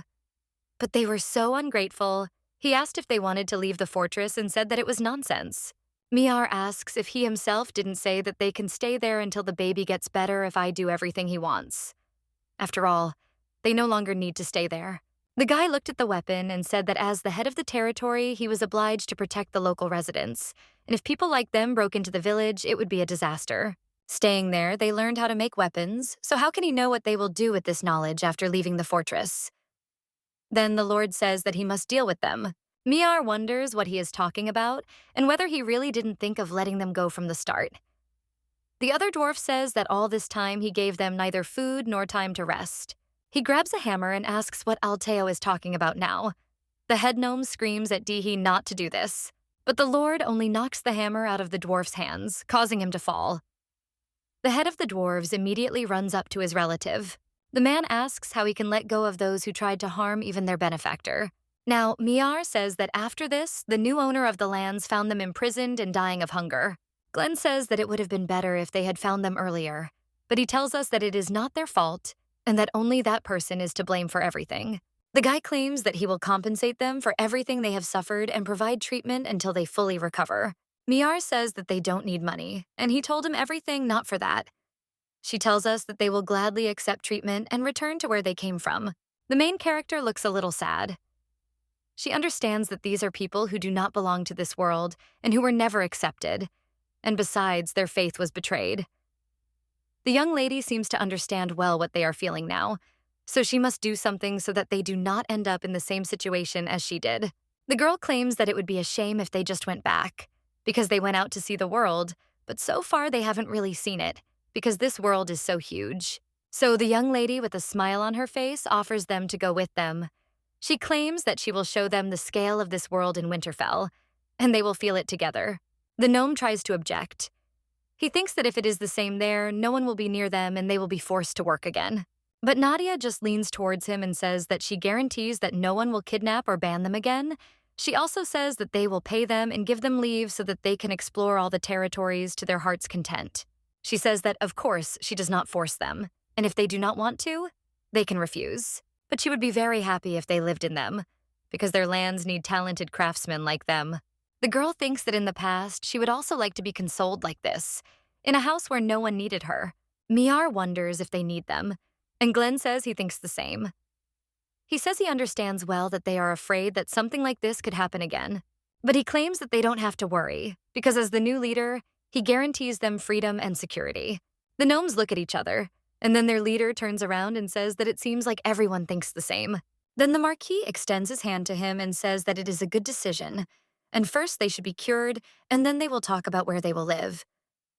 The guy says that he will take care of them.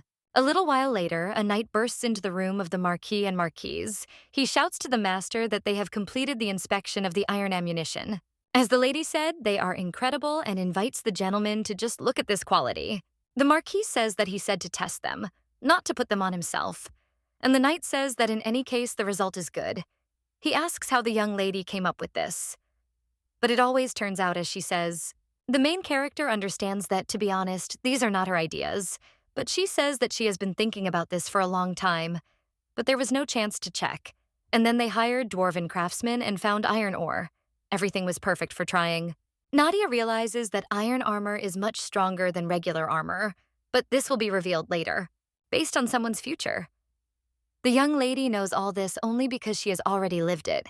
Glenn turns to his wife and says that if they can distribute such armor to others, their army's defense will increase 100-fold. The main character says that of course she wanted to do so.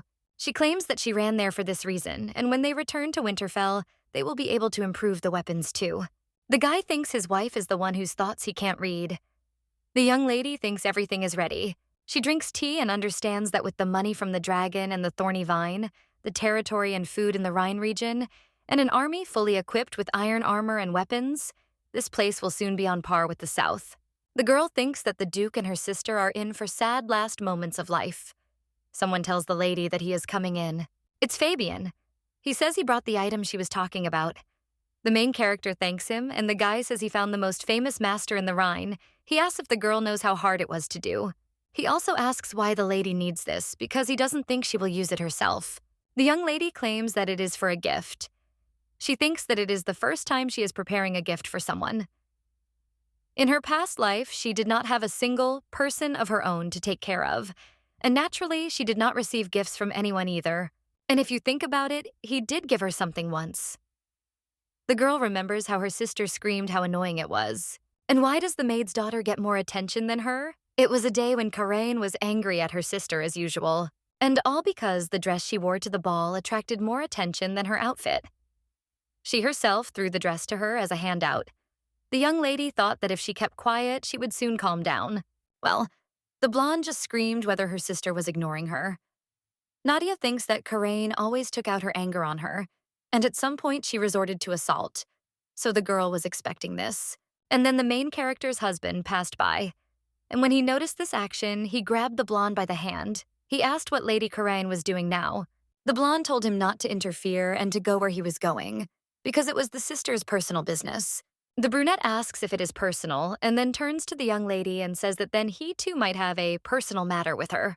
After which, he takes the main character by the hand and says that he needs Lady Nadia.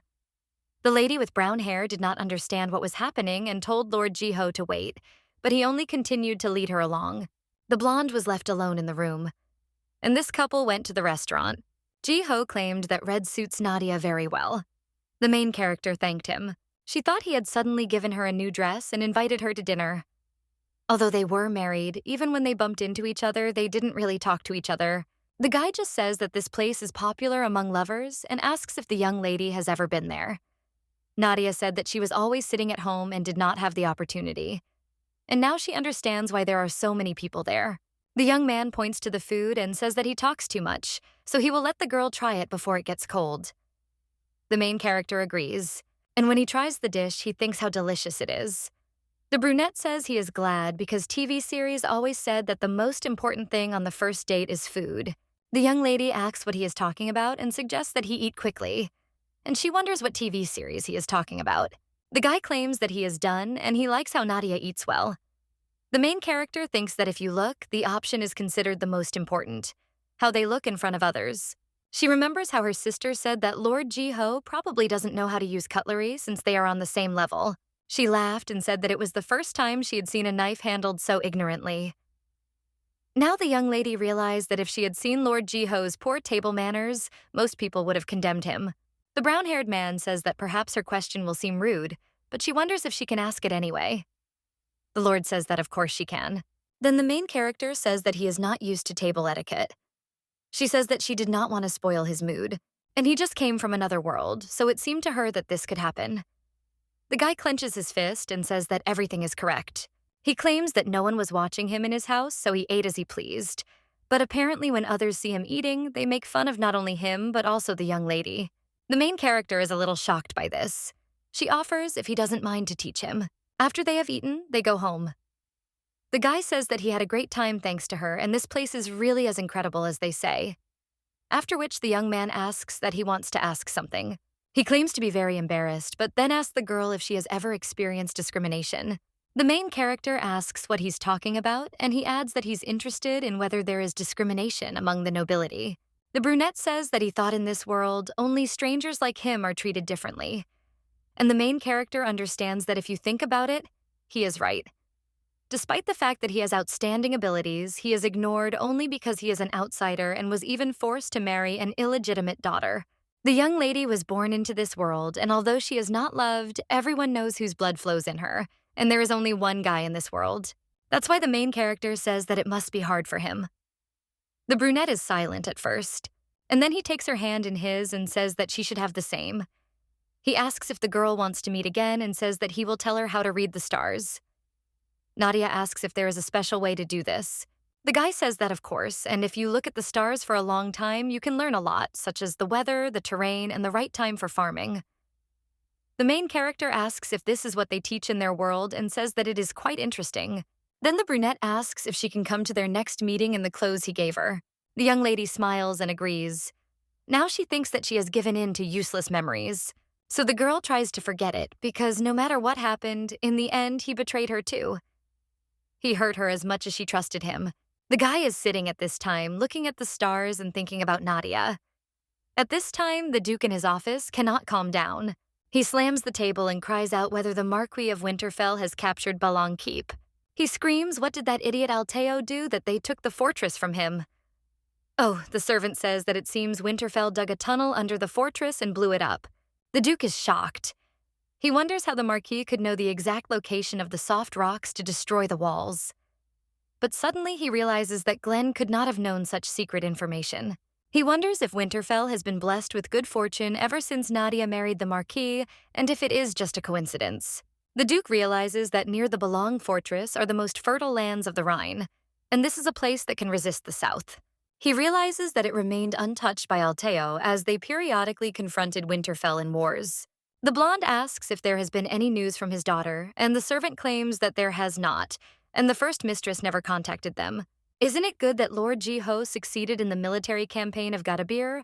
Because now everyone in the capital is talking about him. They even gave him the nickname Dragon Hunter. That says it's true, and it's good that at least he's doing his part.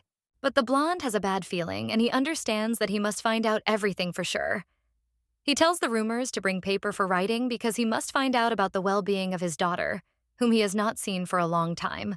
Glenn at this time is heading somewhere on horseback. The knights inform their master that the outskirts of Winterfell are finally visible. This outskirts is the village of Topu, and the poor live there.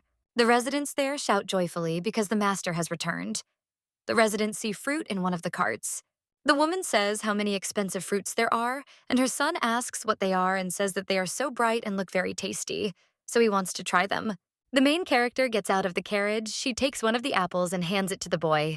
The girl with a smile on her face claims that today they have a small amount of them, but soon they will be able to eat them all the time. The child, in shock, asks if they are really giving him this precious fruit, and then thanks the lady. Glenn suggests that they take a short rest in this village. He understands that only a few months ago, because of hunger, it was difficult to see a smile on their faces. But in a short time the situation improved. The guy understands that when they return to the mansion, he should properly thank Nadia. But then the girl turns to him and says that the day has come when they will return to the mansion. The young lady says with a smile on her face that time flies very quickly. The guy looks at her a little shocked. The lady with brown hair thinks why he is staring at her like that and wonders if she has something on her face. She says she just wanted to tell him something before they left and claims that when they arrive at Winterfell that procession, the young man doesn't even listen. He's wondering why he didn't notice before that the girl is quite beautiful. He realizes that she is not at all like her father. He, of course, thought that she was not ugly. But the young lady breaks him out of his thoughts and asks if Glenn is listening to her. He immediately apologizes and says that he was lost in thought. Then Nadia claims she was talking about the ceremony of returning to Winterfell and his place in the procession. The boy puts his hand on his head and says he forgot, and then says she will enter the grounds with him. The young lady remembers something important and says that she wanted to tell him earlier, but she didn't want to be seen, so it's better for her to stay in the carriage. The young man asks what she is talking about because the success in this war is her merit, and she should be treated accordingly. But the main character interrupts him and says that if rumors start that she returned with him on the same horse, then won't her father start to suspect her?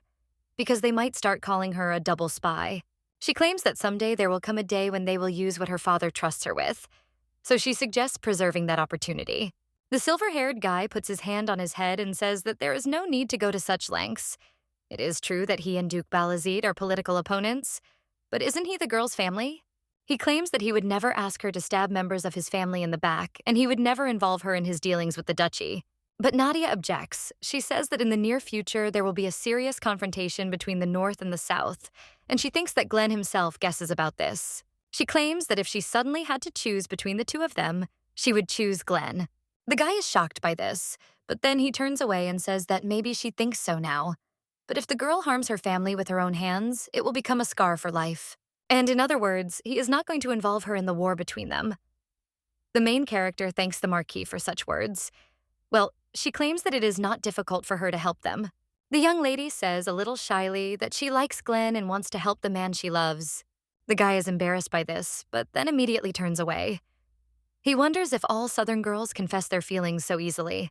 He says that he understands the girl and it is time to go, so let her get into the carriage. The young lady says that is fine and adds that they will see each other later. And she herself wonders if the guy just got embarrassed. She thinks that the more she looks at him, the cuter he becomes. At this time in the mansion, a woman asks if the butler can leave her a seal and if he will really behave like this. The man apologizes and says that he cannot handle the lady's seal so carelessly. But the woman only turns to Gordon and says that just a couple of months ago she was managing the mansion's household, and, to be more precise, she was also the butler. But now the man does not trust her. Gordon says he is grateful to her for her help, but that was then. And now the Winterfell mansion has a mistress.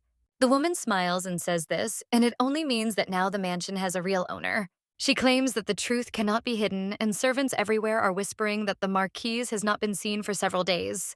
So the woman turns to Gordon and suggests that he tell her who should take over the family's household when his mistress so irresponsibly leaves her place.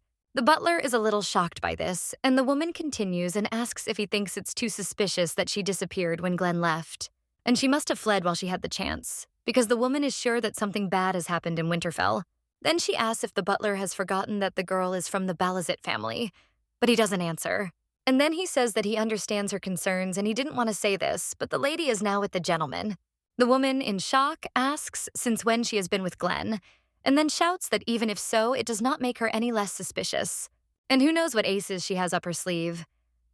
The butler says it's possible, but as for the household, the lady will deal with it personally. The woman is in complete shock. She wonders what this girl did that the butler is so unquestioningly on her side. She screams how Glenn still hasn't sent her back because she was definitely in his way. Gordon says he doesn't know and they will be back soon, so let her ask the gentleman herself. The woman asks what he is talking about, and he claims that the Marquis will be back home soon. At this time, Glenn returns to his mansion and everyone congratulates him on his victory.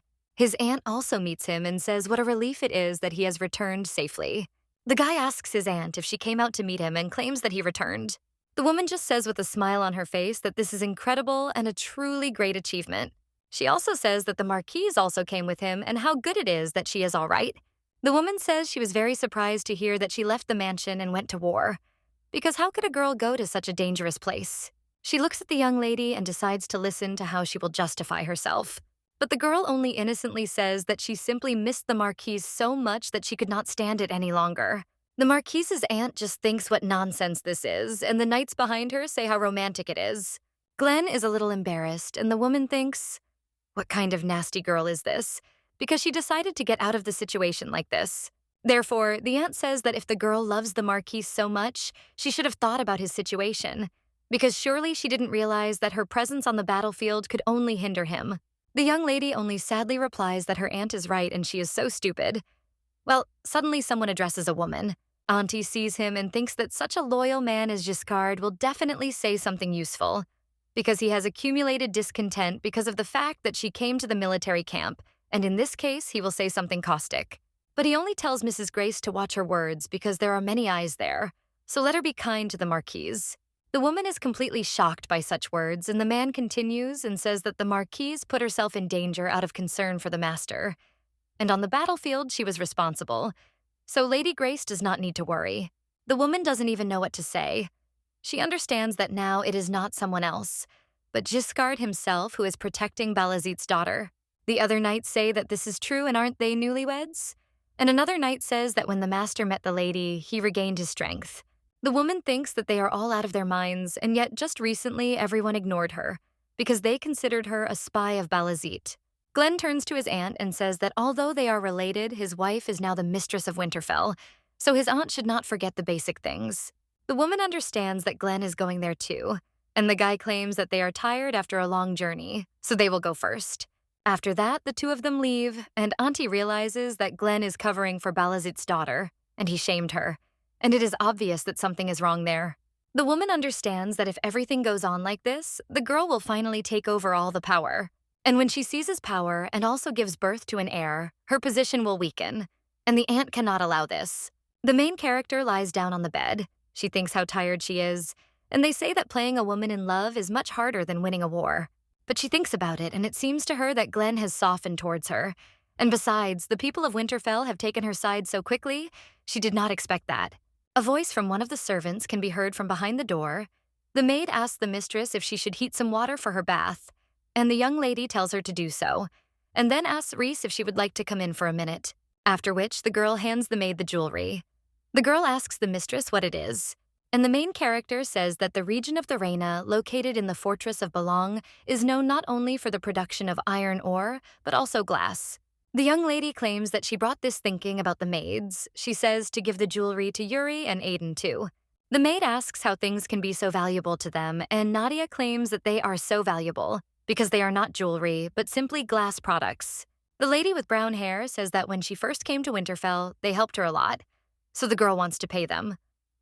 Now the main character understands that one thing she realized when she returned to the past.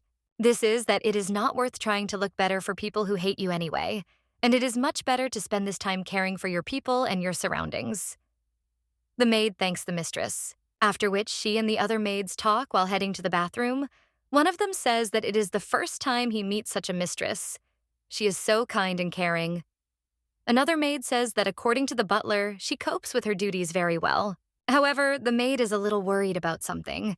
She asks what is wrong with the master and whether he is not interested in their mistress at all. Belong Fortress because she missed him. Another maid says that this is true because their lady is so beautiful and has a good character. And where else can you find such a mistress?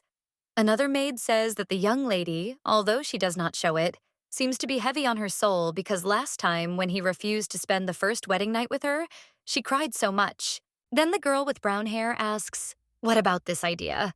The main character is in the bathroom at this time. When she plunges into warm water, she realizes that she was thinking why today it took longer to prepare the bath.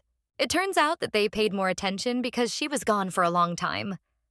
The young lady relaxes and thinks that her tiredness has disappeared, but then someone else enters the bathroom. The young lady turns around and wonders if the maids have come to serve, but when she sees who it is, she is surprised. After all, the one who entered turns out to be the Marquise.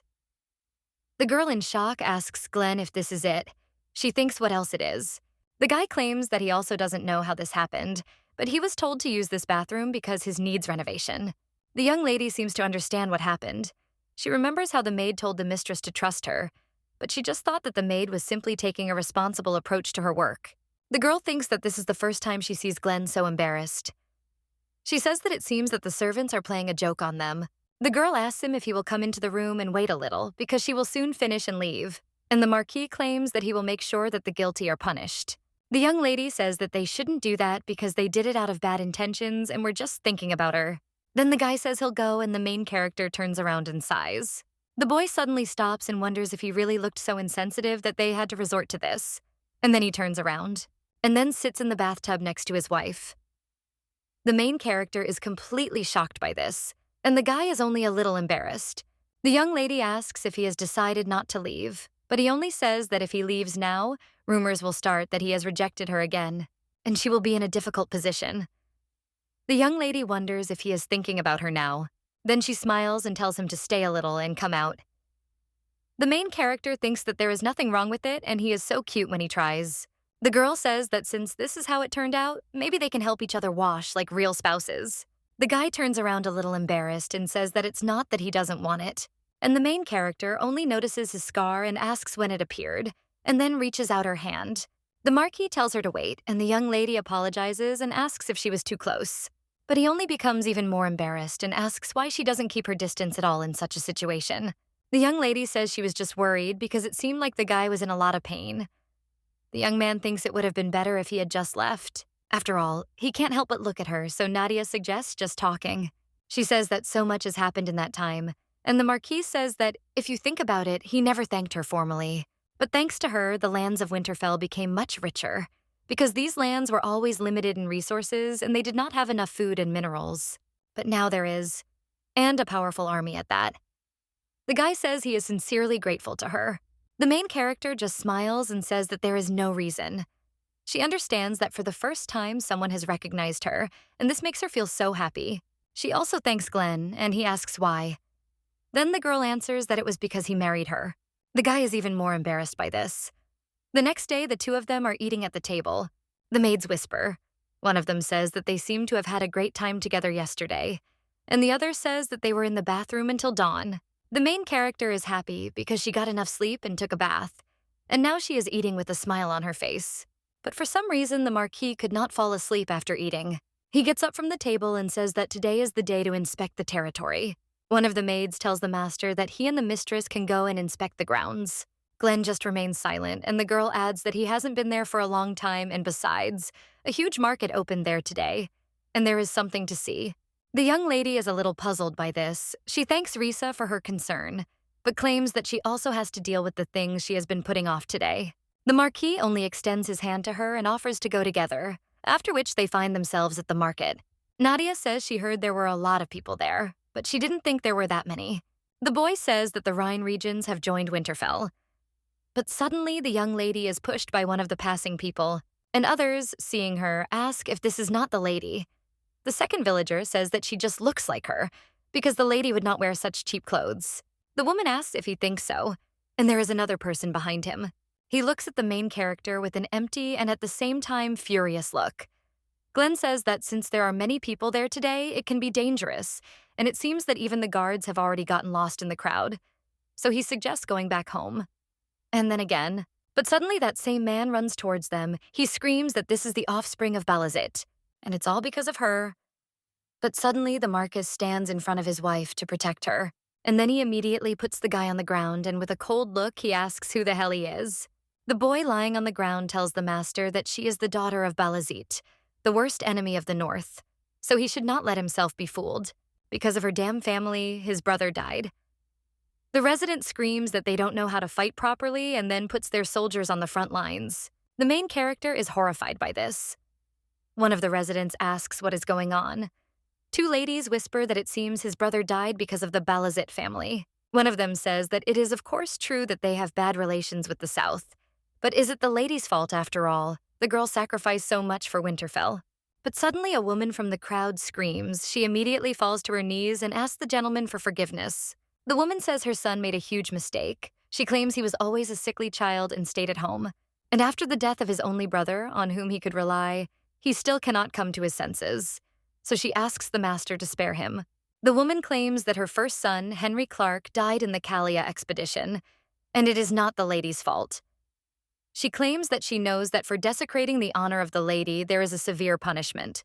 But in memory of her first son, she asks him not to do this. Glenn is silent for a while and then lets the guy go. He says he remembers Henry Clark. The woman doesn't understand what he's talking about.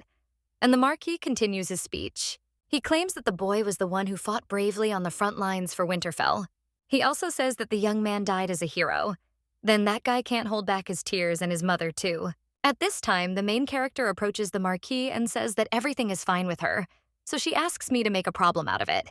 She says that the truth is completely fine, and the Marquis turns around and says that since his wife says that it is fine, he will let it go. He bends down to the woman and puts his hand on her shoulder and then claims that it must have been hard for her. The woman only thanks the lady with tears in her eyes and then leaves with her son. The young lady thinks that for a while she forgot how strong the hatred of the people towards Balazit is. And this is understandable, because her father has done a lot of things, and solving just a couple of their problems will not improve the situation much. That same evening, the main character is sitting with papers, but then a servant approaches her and says that it is already very late and it is time to rest. The young lady asks if so much time has passed already. Then she says that she is fine and will work some more and they can go. But Anil says that they will anyway. However, the main character interrupts him and says that she does not want to sleep yet, but promises that she will not stay up too long, so they should not worry. The servants exchange glances, then ask to be excused and leave. On the way, one of them says that he is really grateful that the lady is trying so hard for the residents, but isn't she overdoing it? Well, another says that she looks like someone who needs something to immerse herself in. Glenn is practicing with a sword at this time. He decapitates one of the dummies. And then he looks at it furiously. The Marquis remembers that guy at the market and realizes that the servers' losses were huge because Balazit put their people on the front lines during the expedition. And that's not all. He swings his sword at the mannequin again, and he thinks that the Duke is also the enemy of his parents, and Nadia is his daughter. But all this evil was done by her father, not her, because Nadia helps them. And if it weren't for her help, Winterfell would not have been able to prosper so much, and the girl is not their enemy. Anna, on the contrary, is a blessing. However, the fact that she was a member of the Balazit family had not gone away, and she must have also enjoyed how I saved his parents and walked all over innocent people. But then he throws away his sword and puts his hand to his head. Then the knights come to the training ground and say that the Lord is early today. One of them claims that recently he has been constantly a mistress, and he was not seen there, but his face has become so handsome, and is it really because he is a newlywed? But then the guy with the bags under his eyes turns to them, and the knight says he takes it back. He asks where the lady is and if everything is okay with her. Then the knights gather in a semicircle and start gossiping. One of them says that the guy was really so gloomy when they mentioned the lady earlier, and the second says that their master is such a blockhead in these matters. Then the third asks if he still hasn't accepted the lady's feelings. The young man looks away, and the knights insist that everything seems to be so. One of them turns to the gentleman and says that no matter how passionate love is, feelings eventually cool. And if he continues like this, he will regret it later. The knight with green hair asks if he thinks there will be anyone else who will love him so sincerely, because the lady's feeling is real. The red-haired knight asks where else in the world there are girls like the lady, and that the Marquis as her type is his greatest blessing. The Marquis says that he knows it himself. He says that Nadia is too good for him. Then the knights agree and say that this is true, because she is smart, beautiful, and most importantly, she truly loves her husband. Then the knight asks his master what the problem is, because he thinks that if he loves her, what will happen to his mother and bedridden father? The guy is not going to blame Nadia for her father's crimes, but to love the daughter of the one who destroyed your mother is another matter. So he cannot accept her feelings. He thinks that they should not do this for some reason. Then Fabian runs up to the Marquis and says that the lady invites the gentleman to have lunch together. If he is not busy, he could come over. The Marquis is a little surprised by this proposal, but joins the meal. When they dine, they do so in silence. The main character thinks that it seems like he is still thinking about it, about what happened then. She says that she understands that the residents do not trust her because they know why her father has a bad reputation. But if the Marquis is suddenly worried about her, then he may not do this. But the guy just suggests not to talk about it. The young lady thinks that they can't just leave it like that, and she would really like to diffuse the situation. So she tells Glenn that they are married, and if something happens, wouldn't it be better to talk about it? She asks if he remembers how she said that she would choose him if the choice came between him and his father. The girl also says that she didn't just say that. To be honest, she's with her father. But the Marquis just cries out in satisfaction. The main character is shocked by this, and the young man understands what he has done. He immediately puts his hand on his head and apologizes. He says he didn't mean to get angry. The main character just smiles and says that everything is fine. She understands that he is worried. So when Glenn is ready to talk, let her know. She says a little sadly that she will wait. But the guy thinks that this is not all because of her, and she's just the daughter of the man who killed his mother. But despite that, he likes her. The Marquis understands that he himself is to blame. The young lady then heads down the corridor to her room, but Fabian catches up with her. He screams for the lady to wait for him. The girl asks what's the matter, and the knight says that it seems that the gentleman has upset her, because he has been training all day and hasn't even come into the office. The young lady only looks a little sad after these. The knight asks to listen, and asks if the lady knows about the disaster that happened to his parents. The girl understands that he is talking about the fall of the carriage from the mountain ridge in which the Marquise died. Glenn's mother died, and his father still cannot leave from a serious injury. The knight says that the young lady's father was the culprit of this disaster. The main character says that she understands. The girl knows about it because her father clearly hated the Marquis and did not hide it at all. The knight adds that the master suffers greatly because he fell in love with the daughter of the one who harmed his parents, and it seems that because of what happened in the village, his suffering has only increased. Fabian claims that he wants to say that this is in no way because of her, and that there is nothing that can be done about this situation, so he tells the lady not to blame herself. The girl just smiles and thanks the knight and then goes into her room. The young lady thinks that it is not that she did not understand why the people of Winterfell considered her father their enemy, but still it was not he who killed her mother and wounded Glenn's father. In her past life, the girl had heard this from him personally. The blonde claimed that it seemed that the Marquis had many enemies within his own territory, although this happens to any family. The lady with brown hair asked if her father had anything to do with this tragedy, but he only asks if she thinks he would use such a cheap trick and says that if he had had a hand in this, there would be no one left alive. Besides, if the Marquis dies, then won't his son Glenn take his place, because he is much better than his father and the Duke can't read his thoughts. If Glenn officially takes the place of the head of Winterfell, then they will only become many times stronger. So the blonde asks why he needs help with this. The young lady understands that she also heard that the Marquis's body was already stiff, and she does not think that this is the result of the accident.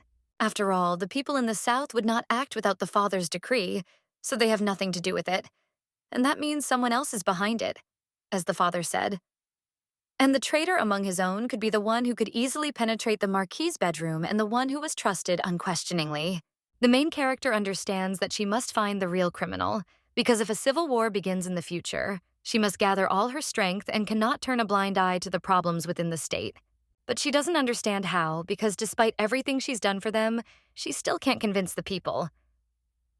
But suddenly someone calls the lady. It turns out to be a maid. She says that she has just brought a letter from the Duchy of Balazid. The girl looks at the letter, which says that it is intended for his beloved daughter, and writes in her heart that after her departure, the house was completely empty, and maybe she will write to him more often, as they agreed before her departure. The young lady understands that it looks like an ordinary letter, but by writing letters, he definitely means transmitting information, and any reasonable person will be able to immediately understand this hidden meaning.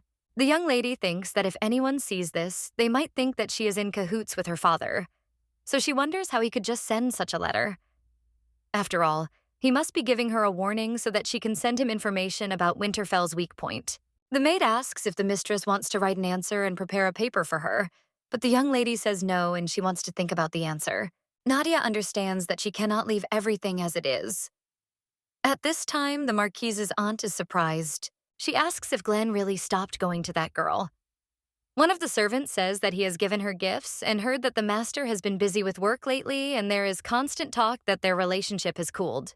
It seems that the fact that one of the locals attacked the lady with words about her being a spy became a problem, and they say that this man's brother was a valuable soldier of the master. The woman only smiles hearing this. She says that means there is a chance, even though the Marquis seems to be in love with this girl. Grace thinks that usually all doubts start growing from something insignificant and grow tied to the death of his mother. Then it will be much easier to shake him. The servant claims that the Marquis is already going too far and that at first he entrusted the household affairs to the mistress, and now, as soon as she appears, she immediately runs away, and this cannot continue any longer. The guy claims that he can no longer calmly watch the Winterfell family pass into the hands of Balazit. The woman tells him not to worry and to leave it all to her, after which she gets up from the couch and sit down at the table with a paper. Auntie thinks that no matter how outstanding this girl is, she won't last there even a year. After which she writes a letter, and you think that the young lady is unknown who from this family is her people. She then hands the black-haired boy a paper and tells him to pass it on with a smirk. She also tells him not to forget to tell them to burn the letter as soon as they read it. Glenn is training again from the very morning. This time it is archery. He hits the target with one precise shot. The main character watches him from behind. She thinks that this awkwardness between them needs to be sorted out for the sake of the future. She is worried that he has become afraid of her again. So the girl approaches her husband and asks if he can teach her too. And the guy asks what. Then she looks at the bow in her hand and wonders if she really wants to learn how to shoot it. Nadia asks if she can, but he just turns around without saying a word. The young lady realizes that, as she thought, he is uncomfortable with her again. But he only says that newbies take advantage of this. And she takes a simple bow out of the box. The main character smiles in response and takes the bow in her hands. The guy tells her to put the arrow in and pull the bowstring. Nadia, her hands shaking, asks if she's doing it right. Well, the guy just comes up to her and corrects her stance. He says that it's better to put her legs wider, and the girl had better stand straight and not bend her body, after which he tells her to pull the bowstring to the limit and helps her with this. The young lady is embarrassed by this, but when she shoots the arrow, it simply falls. The young man says that she will have to try to get used to it, and if she wants, he will set aside time for practice. Then the main character thanks him, and the guy talks about what happened last time. Nadia asks if he still worries about it because she really is fine, but then he, a little blushing, thanks her for today. The main character, with a sincere smile on her face, says that you are welcome. A little while later, one of the maids heads into the garden, looking around to make sure no one is following her. And then in the bushes, she finds her basket with sewing material. She thinks it's also good that no one found it. After which the girl begins to embroider. She thinks how dark it is. But suddenly someone screams who she is. It turns out to be one of the knights. He asks what Idy is doing so late at night. The girl asks why he is there at such a time. The guy claims that the lady asked him to heat the room, so he is looking for firewood. But suddenly he notices that the young lady is losing needles and threads from behind, so he asks if she is secretly working. The guy asks if close servants can do extra work, since they are paid twice as much for caring for just one person. He immediately grabs the maid by the hand and screams at her to come with him, because everyone should know what she is doing. He claims that her mistress should be asleep by now, but Mistress Grace is still in the main house. The girl asks Jacob to wait and not to do this, because when she gets the money, she will split it with him. But the knight only screams if she wants him to have problems because of this, and then tells her to stop talking nonsense and go, after which he throws her into Mistress Grace's room. The woman asks what the noise is late at night, and the guy says that this maid serves the mistress, but she secretly does sewing as an additional income. Instead of taking care of her mistress at night, she was busy with other things. Jacob says that the mistress must throw her out of the mansion. The young lady hearing this is horrified.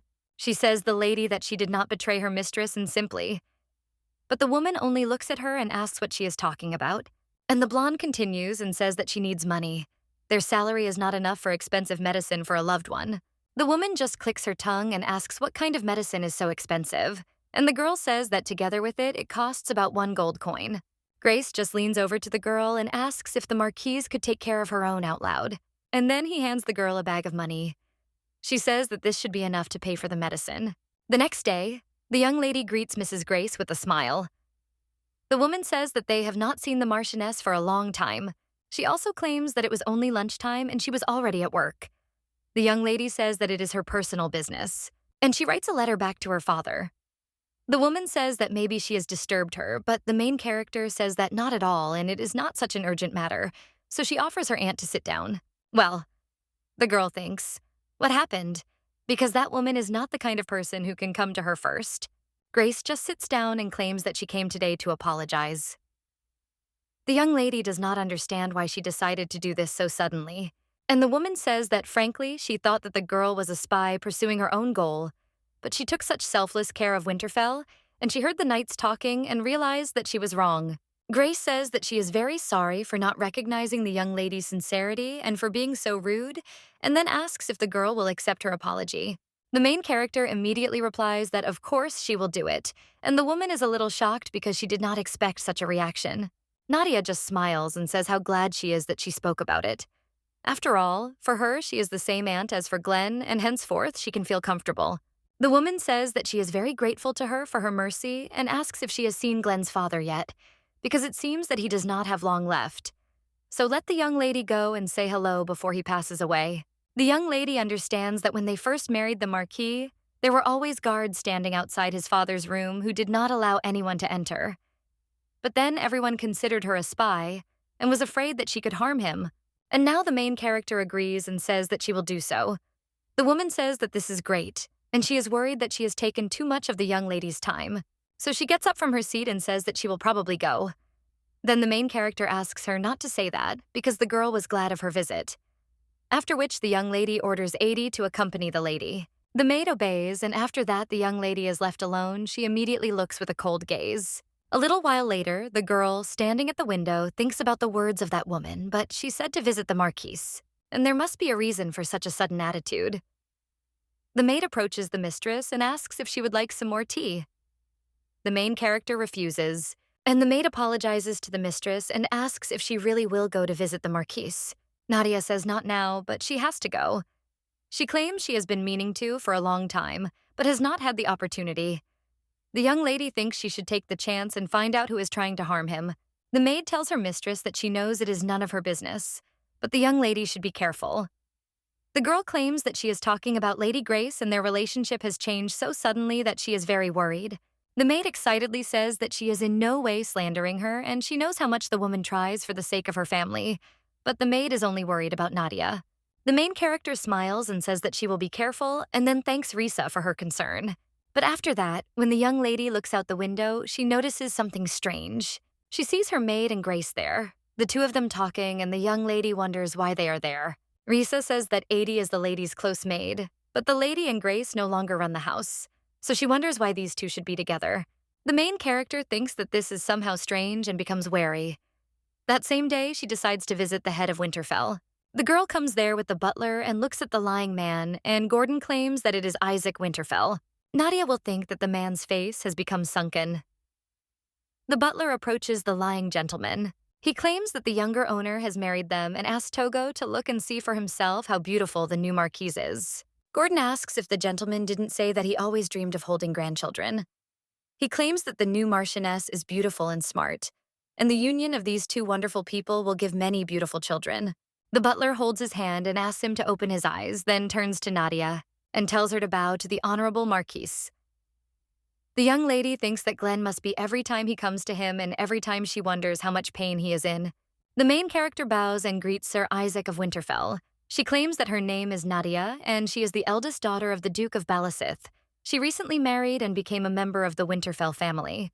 And even though she has little experience, she will do everything possible to avoid tarnishing Winterfell's reputation. You know, Lady is so sorry for tricking Glenn into marrying her, but her words are still sincere, and she will only leave when she has made Winterfell a better place.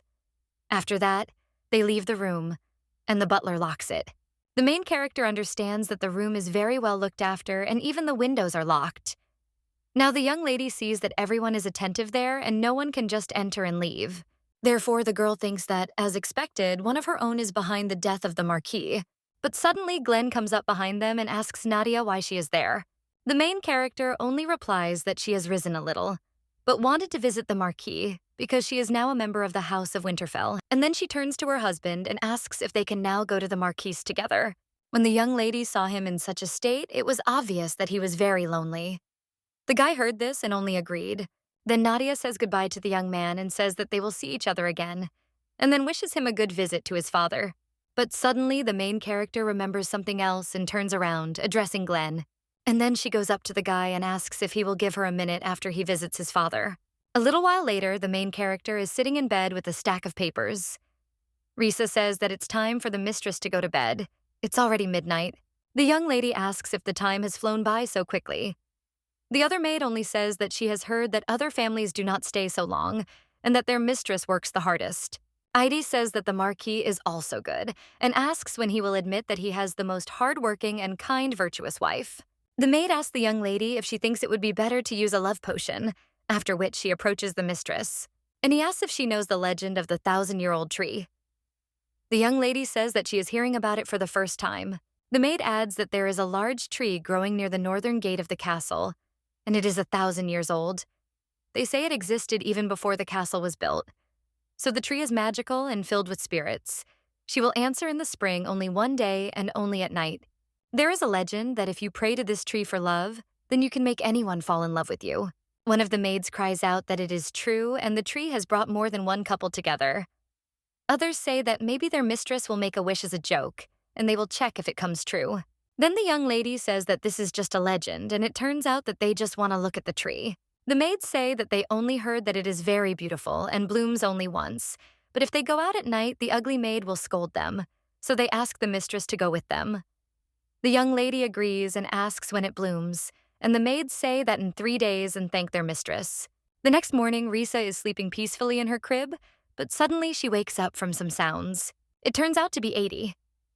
The maid asks why her colleague is up so early, and the girl replies that she just woke up early. The maid thinks it's a bit strange and wonders how long the girl sleeps anyway. Risa asks if 80 is going somewhere and if she needs to get ready, and the blonde replies that she just thought that she should go to the cafeteria to be there first. But then a bag of gold coins suddenly falls out of her dresser. Risa is shocked and asks if they are gold. And then he asks where 80 got so much money, but the blonde just turns around and says that she'll go. Risa is a little worried by her friend's behavior. After that, she gets dressed and goes into the dining room, where the maids are already eating. The girl wonders if 80 is there, but they agreed to go to the cafeteria. Then the young lady approaches her colleague and says that she is responsible for the food today, and then asks if 80 has eaten yet. But the maid says that it turns out that she hasn't seen her today. Then Risa asks Hazel if she saw 80 in the dining room and claims that she is one of the lady's close associates, but the girl replies that she did not see her. Then the brunette thinks when she could have disappeared in the morning, and she has a rather secretive behavior, and also where the money suddenly appeared from. Therefore, the young lady thinks that something is clearly happening lately. A little while later, the mistress and 3 maids head towards that very tree. One of them says that today they are a cloud and they are lucky, because on such a day the flowers will definitely bloom. And the other maid claims that she heard that the flowers of the 1,000-year-old tree are very beautiful. Then Risa asks if they know that inside the tree is the spirit of the daughter of the goddess of love, so she decides all love affairs. She suggests that the mistress pray for everything to be good for her, and another maid says that if everyone prays together, the wish will come true faster. The main character smiles and says that, of course, she is grateful, but aren't they too much of a burden on the spirit? After which Heidi points to the tree and tells the lady to look there, because it is very beautiful. The young lady, looking in that direction, is surprised, and the maid asks if it is really beautiful. The main character just looks at the tree with pink petals, and Risa says that if the lady makes a wish, the Marquis will definitely change his mind. Nadia thinks that it is really beautiful, and it would be great if Glenn could see it. But then the young lady does not understand why she suddenly thought of him. The maid says that the mistress should close her eyes. After which, Rhys turns to the spirit of the tree and asks Togo to make the Marquis fall in love with their mistress and let the two live happily ever after in Winterfell. The young lady thinks she is very grateful to her maid, but she and Glenn are not destined to be together, and someday she will have to leave Winterfell. But the girl folds her hands and makes a wish for Glenn to find his love. After all, one day on this earth, Glenn will find happiness with a girl who will become the mistress of Winterfell. The young lady asks that one day he will definitely find someone who will truly love him. And maybe Glenn can make her happy? Hello, even though he seems cold, but in fact he is a very kind person. The young lady clenches her fist and wonders why she has such strange feelings then. One of the maids turns to the Marchioness and says that the lady's wish will definitely come true, because the Marquise of Winterfell and the lady are famous for their wonderful relationship, although their marriage was of convenience, but the tree will probably give its blessing. Risa asks the lady if they can stay there a little longer because she doesn't know when the next time she will have the opportunity to see this tree will be. Nadia smiles and tells her to look at her health. She thinks, is it really fun to run away like this at night? After which, the girl thinks that it has already become cool. One of the maids turns to her and asks if it is cold at night because the mistress is shaking. Nadia answers that it is just a little. Then Adie tells the girls that she needs to bring the lady back and that they should stay there for now. And if she sees them, then let them say that they were together and she left first. Then the girls thank their colleague, after which the blonde leaves with the lady. Risa thinks that in order to get there faster, it is better to go from the north than from the south. The girl wonders if there is a road she doesn't know about. while the main character walks with 80. She says that it is cold in the north even at this time of year, although in the capital it is warm even at night. The blonde says that she didn't even notice and apparently got used to the northern weather. The girl wife asks if she will ever be able to get used to it, and the maid replies that of course she will be able to see the girl there for a long time, so she will definitely get used to it. But suddenly someone screams for them to stay put. It turns out to be knights. The young lady asks who they are. The blonde claims his name is Tristan, and he is the captain of the inner guard. He asks the lady to excuse him, but asks where she is going. The young lady claims to be going into the room and then asks what happened, but suddenly Aunt comes out. She screams that this is a blatant lie and asks if the girl thought that she would not understand that she was trying to sneak out of the castle. The main character says that she doesn't understand what she's talking about and why there's a need to run at such a time. But the woman just screams how ashamed she is, and does the young lady think she can get away with it? Grace then unfolds the bundle of paper and says that it is a letter that the girl sent to Duke Balicet. The young lady then asks what is wrong with it, because if she had read it, she could have understood that it was an ordinary letter to her father. The woman only says that Nadia is an impudent girl and asks how she is not ashamed, after which she orders one of the servants to bring her a candle. And he brings a roll of paper to the fire, after which a secret inscription appears on it stating that the girl has fulfilled her duty and will leave at noon. The woman says that if you pour lemon juice on the writing, it will disappear completely, but if you hold the piece of paper to a flame, it will appear. So Grace asks if the girl thought she didn't know about it. The woman cries out that if she had willingly lingered a little, she would not have noticed, and then the girl would have already managed to go to her father a long time ago. The young lady claims that she never wrote anything like that, and someone is clearly trying to set her up, because if she was planning to return to the capital, then why did she get married? But Grace just turns around and turns to the doctor, screaming for him to explain. The man is a little scared, and the main character thinks that everyone, including Glenn and Giscard, are gathered there. The doctor will say that for some unknown reason, the Marquis suddenly had a fever in the morning, and now his body is simply boiling. And if this continues, then his life is in danger. Everyone is shocked by such news.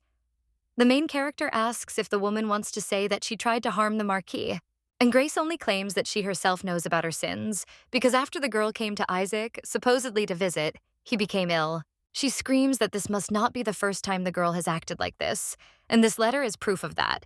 After which, the aunt tells Glenn to look at this shameless woman, because she tried to harm his own father, so the girl should be immediately seized and interrogated. Glenn just frowns, and Giscard tells the lady to calm down first, because she is seriously worried. The woman asks what it means to calm down. You ask if he calls you the Marquis's friend, because how can she calm down when her family is being harmed? The Lord only says that it hasn't been proven yet. The woman asks what he's talking about, and she wonders why the guy is on that girl's side again, since he's always ready to sacrifice himself for Isaac. Giscard says that it is worth starting with the fact that the lady has no reason to harm the Marquis, because Winterfell is headed by Glenn, and he personally would not want his daughter to see the benefit in taking the life of the Marquis. The woman simply hands over the letter and asks the Lord what the letter is about and why the illness worsened after this girl visited her brother, and now she was trying to leave the palace at midnight, as written in the letter. The young lady claims that she just wanted to see the 1,000-year-old tree bloom, and that's all. But the woman just turns around and asks if she's going to make a fool of herself any longer, because why did she try to take the shortcut instead of the northern gate, which leads straight to her chambers? She cries out to Glenn. Isn't he embarrassed by all this? And the Duchess of Balicet, the woman who killed his mother, and now she's trying to kill his father. The guy just looks at her furiously, and the woman thinks that this expression is very scary. But what's more terrifying is that the person he tried to give his heart to tried to destroy his family. Grace thinks that even if Giscard is on her side, the girl will not be able to go against Glenn. The guy just approaches Nadia and says that he wants to hear her version. The girl agrees. She asks if the lady says that the letter states that she intends to harm the Marquis and go back to the capital. The woman says that everything is exactly like that, and the evidence is obvious, so the girls better not pretend. Well, the young ladies say that this is very strange, because she wrote this letter in Glenn's presence. Grace is shocked by this, and the young lady turns to Glenn and says that he was there when she wrote this letter and asks if he saw that she wrote something secret with fruit juice. Grace wonders what she is even talking about. She screams that this is complete nonsense and the girl is only adding fuel to the fire. The young lady tells Glenn to answer, after which the guy claims that his wife is right, and she wrote this letter in his presence. So it turns out that someone forged the letter in order to slander his wife. The woman is shocked by this. She wonders why he still listened quietly, and also why Adie told her about Glenn. The guy just asks why his aunt did this, but she just screams in shock, asking what he was even talking about. And does Glenn really think that she is trying to set up the girl? She screams that it is someone's plot, and she also does not know what is going on. But the guy only comes up to her and says that she herself forged the letter and somehow worsened his father's condition. And then she made all this noise in the middle of the night, and now she claims she's innocent. The guy claims that if he had accused his wife now, the truth would never have come out. He asks if this is what the woman wanted and if Mrs. Grace is to blame for the accident with the carriage. The woman only screams that this is all nonsense and Isaac is her brother, and she would never have caused harm to her family. But the guy only claims that if the woman really worried about him so much, she would look for the real culprit. They tried to harm his father in order to blame Nadia. After which, he orders the arrest of Mrs. Grace. She only desperately screams for Glenn to listen to her, because she really is not guilty. The woman thinks how this happened and at what moment. She thinks that if this stupid maid had done her job properly, then everything wouldn't have turned out like this, and since the guy is looking for the culprit, who else does she have a chance? That's why the woman points at Adie and screams that this maid is to blame for everything, because she brought her that letter. Grace thinks that the girl was with her, and I can't avoid the investigation, because when the interrogation begins, they will definitely believe her more, because she is a member of the family, and so she can hang everything on the maid. But the main character only defends her maid. She says that her mistress was not enough, and now she is looking for a victim. The girl says that she thinks she should say this, but I don't have any sick brothers and sisters. The woman thinks, what does this mean? And didn't the girl get a second job to pay for her sick brother's medicine, and if she has no reason, why risk herself and take such a step? She remembers how one servant claimed that he was carrying firewood at the request of the mistress, and then accidentally saw this maid. Grace wonders if the story about Jacob passing by and seeing the maid who had lost her way is a complete lie. The woman understands that this stupid girl planned everything. The young lady approached the Marcus a little while ago. He asked if the Southerners weren't to blame for his mother's death. Then who was? The main character said that Glenn had claimed that he almost got into the carriage too. The guy agreed. And the girl says that if that's the case, then he could also have been in an accident, and of course, this is just an assumption for now. But if this happened, it would only benefit one person. Glenn realizes everything in shock. He says that it would be beneficial to his aunt, but how can that be, since she is his father's blood relative? The main character says that she also hopes that it is not her and this is just an assumption. Then the girl asks, why don't they check because there is some way to prove it? After that, after consulting with Glenn, she chose the most suitable person in whom she had deep trust. Nadia told Adie that she played the main role in this matter and the maid obeyed her mistress. The main character says that in fact it was the end that she doubted that the lady was guilty, but fortunately or not, she was caught. The young lady had no idea that this would happen. Grace is now in complete shock, and Glenn approaches her and says that the lady will be presented in the court of Winterfell for charges of harming the Marquis. He tells her with a furious look that she shouldn't even dare count on protection, because she will definitely be thrown out of Winterfell. The woman does not believe in everything that is happening and only screams. Glenn then covers his face with his hand. The main character asks if he is okay. The guy claims that he didn't want to believe until the very end, because apart from him and his aunt, his father had no one at all. And if not him, who else would take care of his father? The guy thinks how dare a woman kill his mother and live in his castle like a rat. Nadia worries about Glenn. He says that he is indebted to her again, but the young lady only tells him not to think about it since it concerns her. The guy calls his wife by name with a sad expression on his face. But then Giscard comes up to them.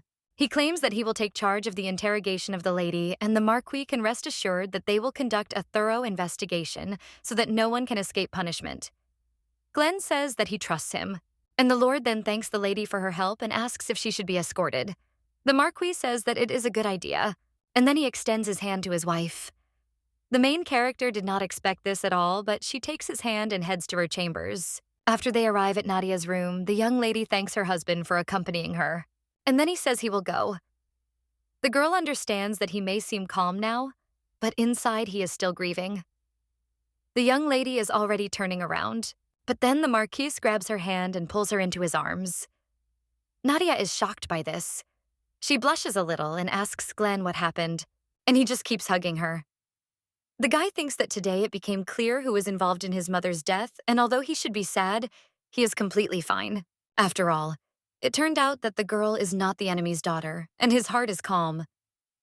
The main character only pushes Glenn away a little and asks if he is okay. The guy apologizes and then says he has something to tell Nadia. The guy thinks he can't help but admit it, but he can't imagine Winterfell without Nadia, so he wants to say something. But then he just looks away and says that they should talk about it now and he will choose another day. But the girl must be tired, so let her rest. The young lady wishes him good night and enters the room. But when she is alone, she wonders what it was. The next day, Glenn, sitting in his office, asks Guiscarda did the woman want to make her son a lord? The man replies that, and after long hours of interrogation, it turned out that she went to great lengths to make her son a lord. It seems she has a lot of people in the city center, and she put a lot of effort into planning the accident. The Marquise says Grace is so blinded by greed that she tried to kill her relatives. The Lord then asks what they will do with her, and Glenn replies that the punishment must be proportionate to the crime. The Greenwoods' property is to be confiscated. Giscard says that his master is right, and he only adds that, of course, before that, they need to find out how the woman harmed her father. The guy asks if Grace confessed to it. Lord says he was just about to tell him, after which the man asks if the gentleman remembers the painting that hung in the Marquise's hospital room. Glenn asks if this is the painting that Grace gave him, and if something was found on it. Giscard says that it is true, and that giving a sick person a painting depicting the expulsion of an underworld god was such a common occurrence that no one suspected anything. But after examining the painting, the man noticed that the paint on it was highlighted with the plant Toxus. The young man begins to understand what is happening. He asks what kind of plant it is. And the Lord answers that when it blooms, it has a bright color that can be used as a dye. And when dried, toxic substances are released from the flower, which is why this plant is prohibited. But a similar color became lighter because the resulting dye was mixed with another paint. This plant does not have such a strong effect on healthy people. Glenn adds and says that the sick like his father can be easily finished off. Giscard says that everything is true, and if it were not for the master, the Marquis would not have been saved. Then the boy asks what they say about his father's condition and whether he can still be cured. Lord claims that there is no exact answer, but his condition is now stable, and he thinks that for now it is worth just waiting. Glenn says that when there are any changes, the Lord must let him know. The main character is training with a bow at this time, and she has clearly gotten better at it, because now she hits the target right on target. Fabian says that the lady is simply beautiful, and he heard that she is a beginner. But she did just great, and it seems that the gentleman's training helped her. The young lady doesn't understand what he's talking about, but then she remembers those same training sessions and blushes a little. But then he immediately pushes such thoughts away. The knight asks if everything is okay with the young lady. The main character does not understand what he is talking about, and Fabian claims that thanks to her they found out who tried to harm the Marquise, and now there is nothing more to worry about. So the young man asks how she is coping at all. The main character only asks the knights if they can finish earlier, believing she needs to go back now, and the guy agrees. After which the young lady leaves the training ground, she remembers the Marquis' words and thinks about what he was trying to say then.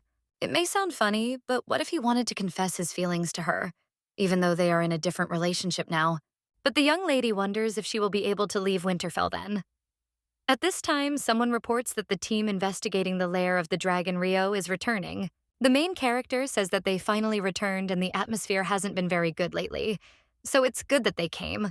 The man with gray hair says that it is true, because there is a lot of stuff there. He claims that he has never seen so much gold and treasure, so he thinks that they should be sold little by little so that the price does not fall. The main character agrees and says that they will leave this matter to him. The man says that it seems that they have found many relics and documents. Therefore, if they are put up for auction, there will be buyers for them. Arthur says that thanks to them, Winterfell will be able to accumulate a good amount of money, no less than the Southerners. But suddenly, one of the knights screams for the master to look, and then runs towards him with an egg. Glenn is a little shocked by this. The knight says that this is the egg that he found, and Fabian asks if it is a dragon's. And then he excitedly cries out that it's amazing and asks if a little dragon will hatch from it. The Marquis claims that perhaps the dragon there is no longer alive, since after the owner's death it was forgotten. The other knight says that he thinks so too, but nevertheless it was a pity to leave him there. So he asks what they should do. Glenn thinks for a moment. He doesn't understand what to do with this egg because he can't break the shell to check if the baby is alive. And he can't just take and sell a valuable item, which is apparently a dragon egg. But then an idea comes to him.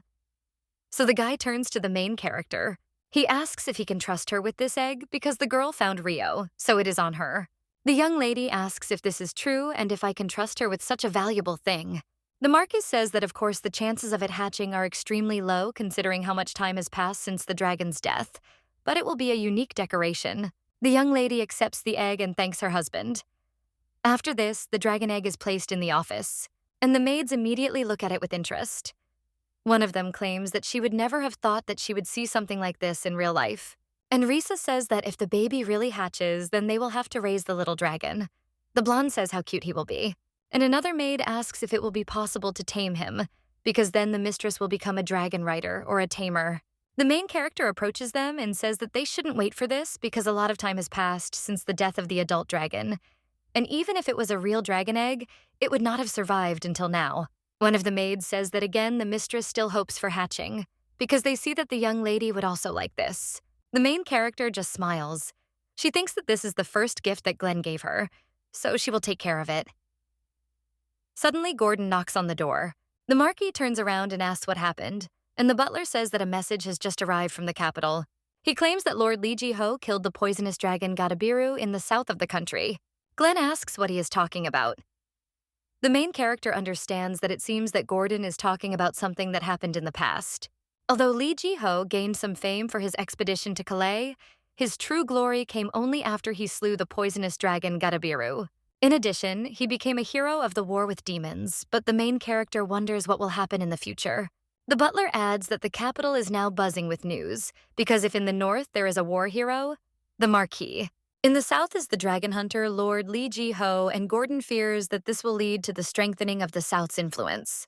The Marquis claims that whatever they do, they will do what they must, because to each his own. At this time, Duke Balazit enters the hall. He asks if this young man is behind the death of Gadabiru. The blonde claims that he is greatly honored that the dragon slayer himself has come to them. Li Ji-ho tells him to stop joking like that because the Duke is flattering him, but the protagonist's father not only tells him to come back. After which the guy bows down and says that the 27 Reavers are returning to the Duke. The blonde says that the boy did a great job. He thinks that the dragon found in Valen Castle was a weak spot for the boy, but now that he has earned the honorary title of Dragon Hunter, the Duke knows that he will not go down without a fight. After which, the Duke says that Li Ji-ho is just in time and he has someone to introduce the guy to. After which he calls Aiden to him and claims that he is his nephew. He graduated from the academy this year and returned to the capital.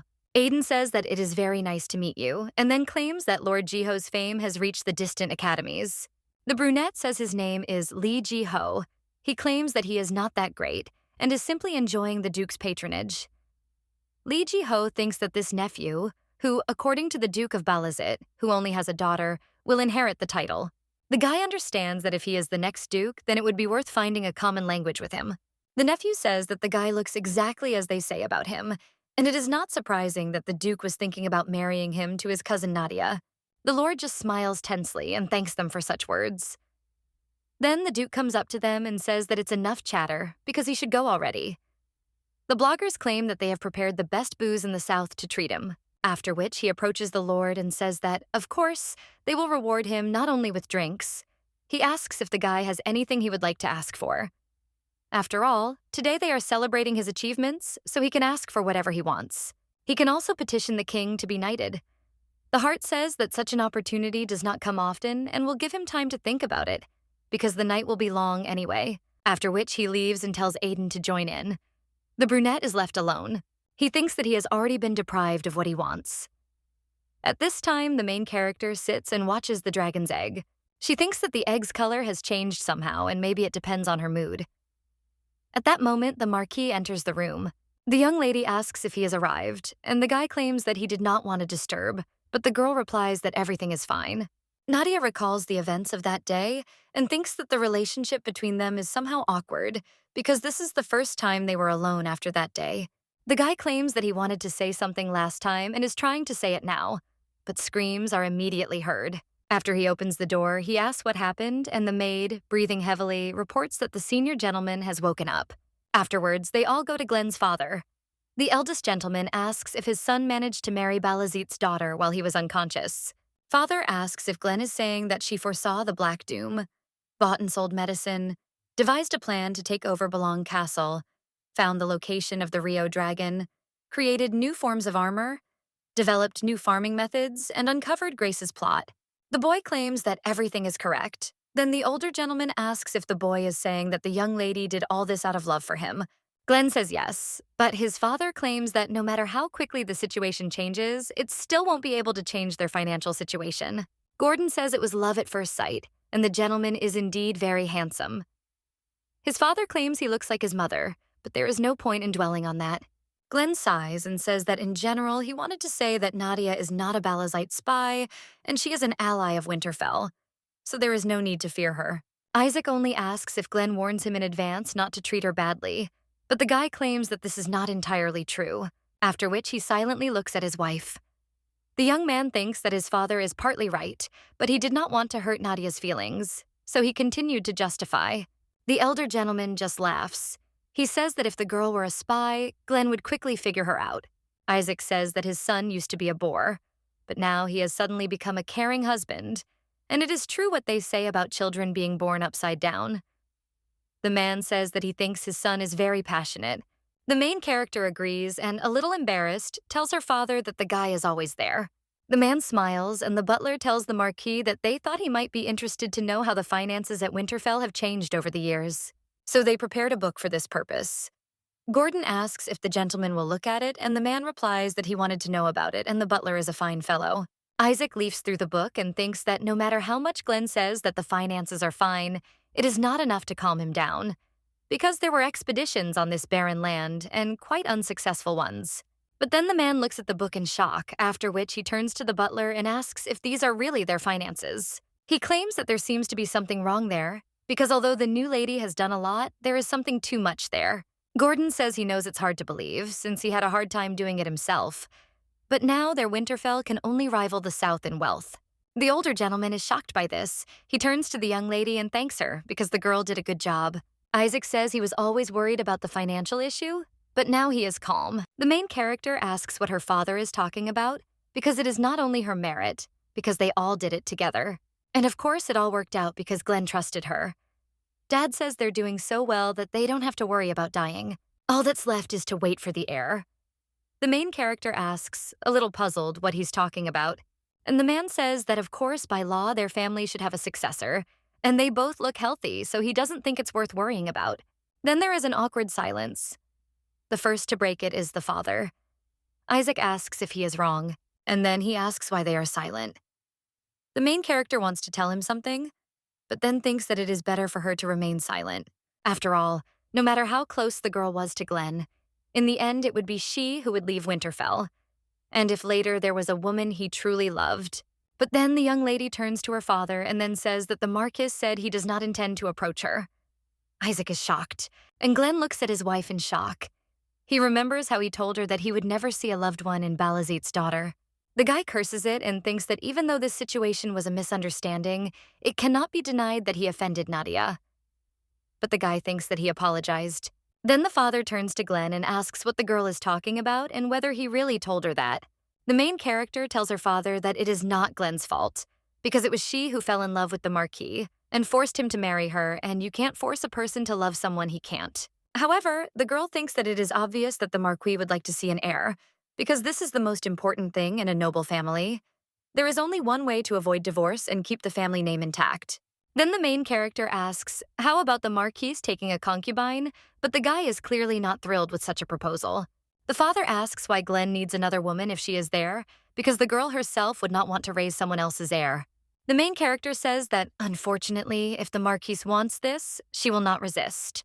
Isaac tells the young lady that he has had enough and asks Gordon to come out too, as he thinks he should talk to Glenn. After they are left alone, the father asks how this happened and why there was such a conversation at all, because it is obvious that the girl is dear to him. And as soon as the father opened his eyes, Glenn was hugging her. The guy replies that he couldn't do anything. At first, he thought that Nadia was a spy sent by Balazit and didn't think that she would take his words so close to heart. Isaac asks if his son has now changed his mind. The Marquis replies that he has, And then the elder gentleman tells him to go and correct this misunderstanding and also apologize for all the offense he caused. The father claims that he sees that the girl is a very good person. Then the boy agrees with his father and says that he will do so. The young lady is already lying in her bed at this time. She thinks that sleep does not come at all and ponders what to do. The girl remembers her words to the concubine, and she understands that on other days she would have gotten away with it. But now everything is different, and now Glenn trusts her completely. And if he really confesses his feelings to her and wants to be with her, the young lady would not be able to refuse. And besides, the older gentleman asked why Glenn needed another woman if there was Nadia. After all, she herself would not want to raise someone else's heir. The main character imagines Glenn and the child from another woman. The young lady realizes that she doesn't even want to imagine such a thing, but she realizes that if she gets caught up in this, all her plans will go to waste. Nadia understands that she must not forget the past, and if she remains in the house of Winterfell, then, as before, she will be drawn into politics. But the girl understands that she must not forget what her ultimate goal is. Suddenly, someone knocks on the door. It turns out to be the Marquis. He asks if he can come in. The main character immediately gets up from the bed and says that of course you can. After that, the young man enters the room. He says that he would like to apologize because all his words about the girl being a spy for Duke Balazit were the result of his own rash judgment. Therefore, the young man asks him to forgive her. The main character remembers her relatives. She understands that she has been wrongly accused or insulted more than once.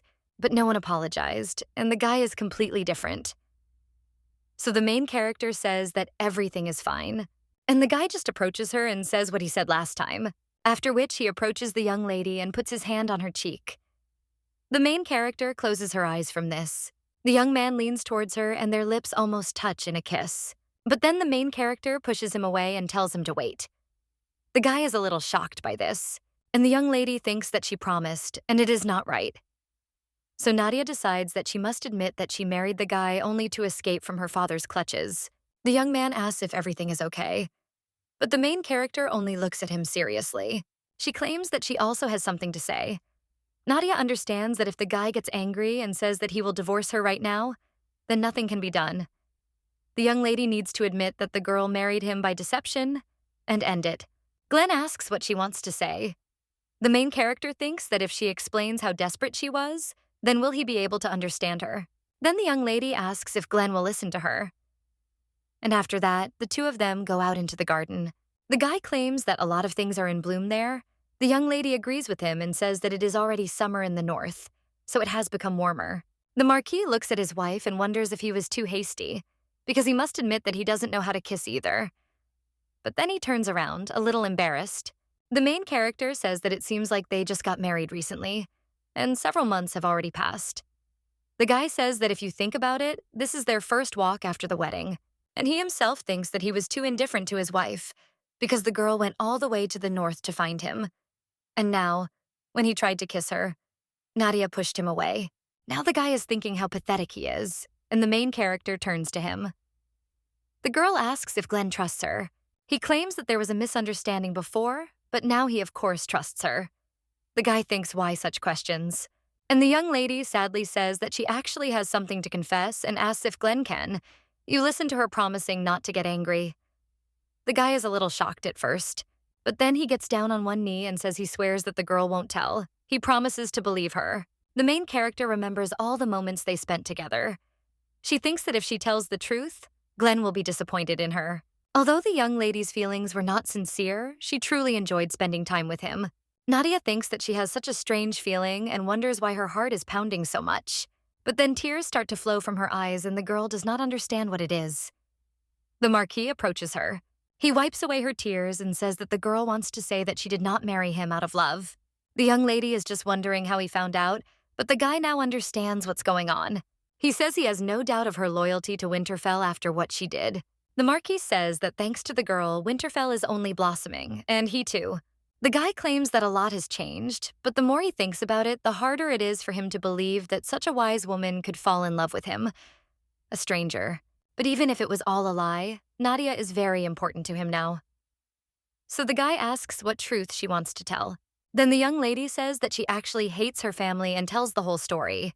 The Marquise, in shock, asks if the Duke and her sister tried to finish off Nadia.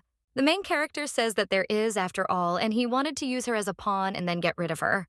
And if she had stayed with her father, he would have definitely finished her off. And in order to save herself, she had to flee from Balazit. And that was when the young lady met the Marquis, someone who hated Balazit as much as she did. Someone with the status and power to stand up to Duke Balazit, and someone who would avenge her. The main character says that because of Togo, she had to lie and she is sorry. Nadia says that if she continues to help in the development of Winterfell to resist Balazit, then it will be good for the guy. And one day, when the Balazit family falls, she will quietly leave Winterfell. The Marquis is shocked by this. He asks what it means that she will leave, and the young lady says that she will definitely file for divorce. After all, the guy also doesn't want to stay with a woman he doesn't love. Nadia apologizes and says that it's all her fault. That's why she suggests getting a divorce when everything is resolved and the guy finds a new wife. The young man suspected that his wife had secrets, but he didn't even think that everything was so serious. And now he understands what happened. The Marquis was so focused on his property that he didn't care about me. The girl found the best means to achieve her goal and built a sequence of her plans, after which she did not object to being called a woman blinded by love. But at the same time, she desperately longed for revenge. The main character asks him if he is very angry. The guy thinks that if you think about it, there is nothing to be angry about. And the girl's hatred for Duke Balazit is nothing but good luck for him. After all, the young lady has somehow revived Winterfell, and the boy will never meet such a wise and capable person as Nadia again. The young lady will take revenge, and the boy, in turn, will get rid of his sworn enemy, Balazit. But is this the rational approach when you get what you want?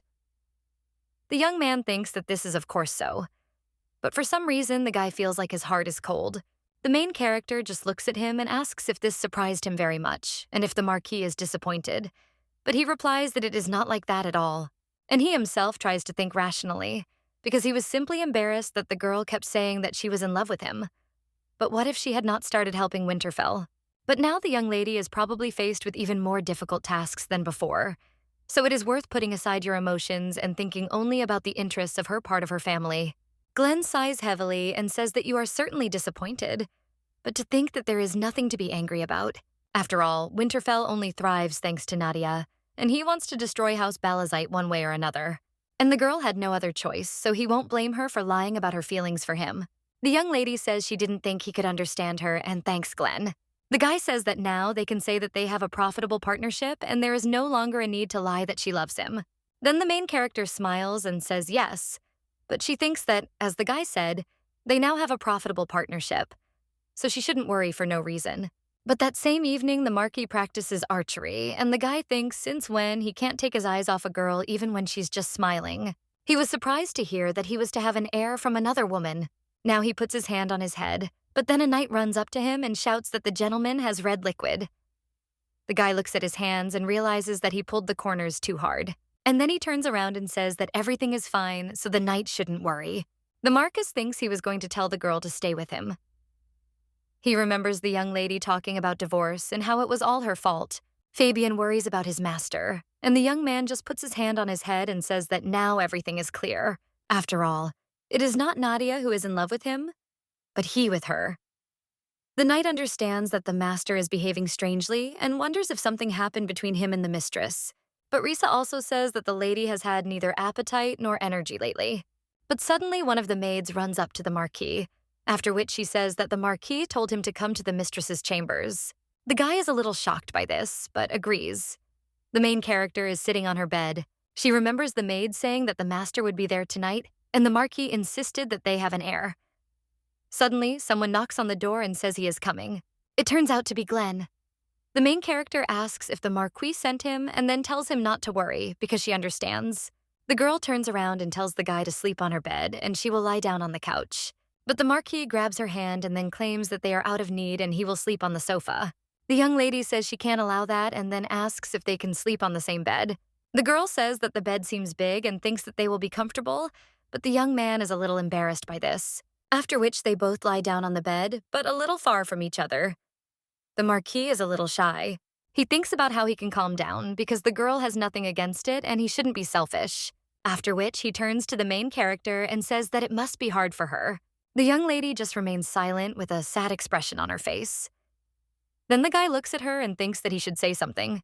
The young man thinks what an idiot he is, but Nadia says that everything is fine now because she is there.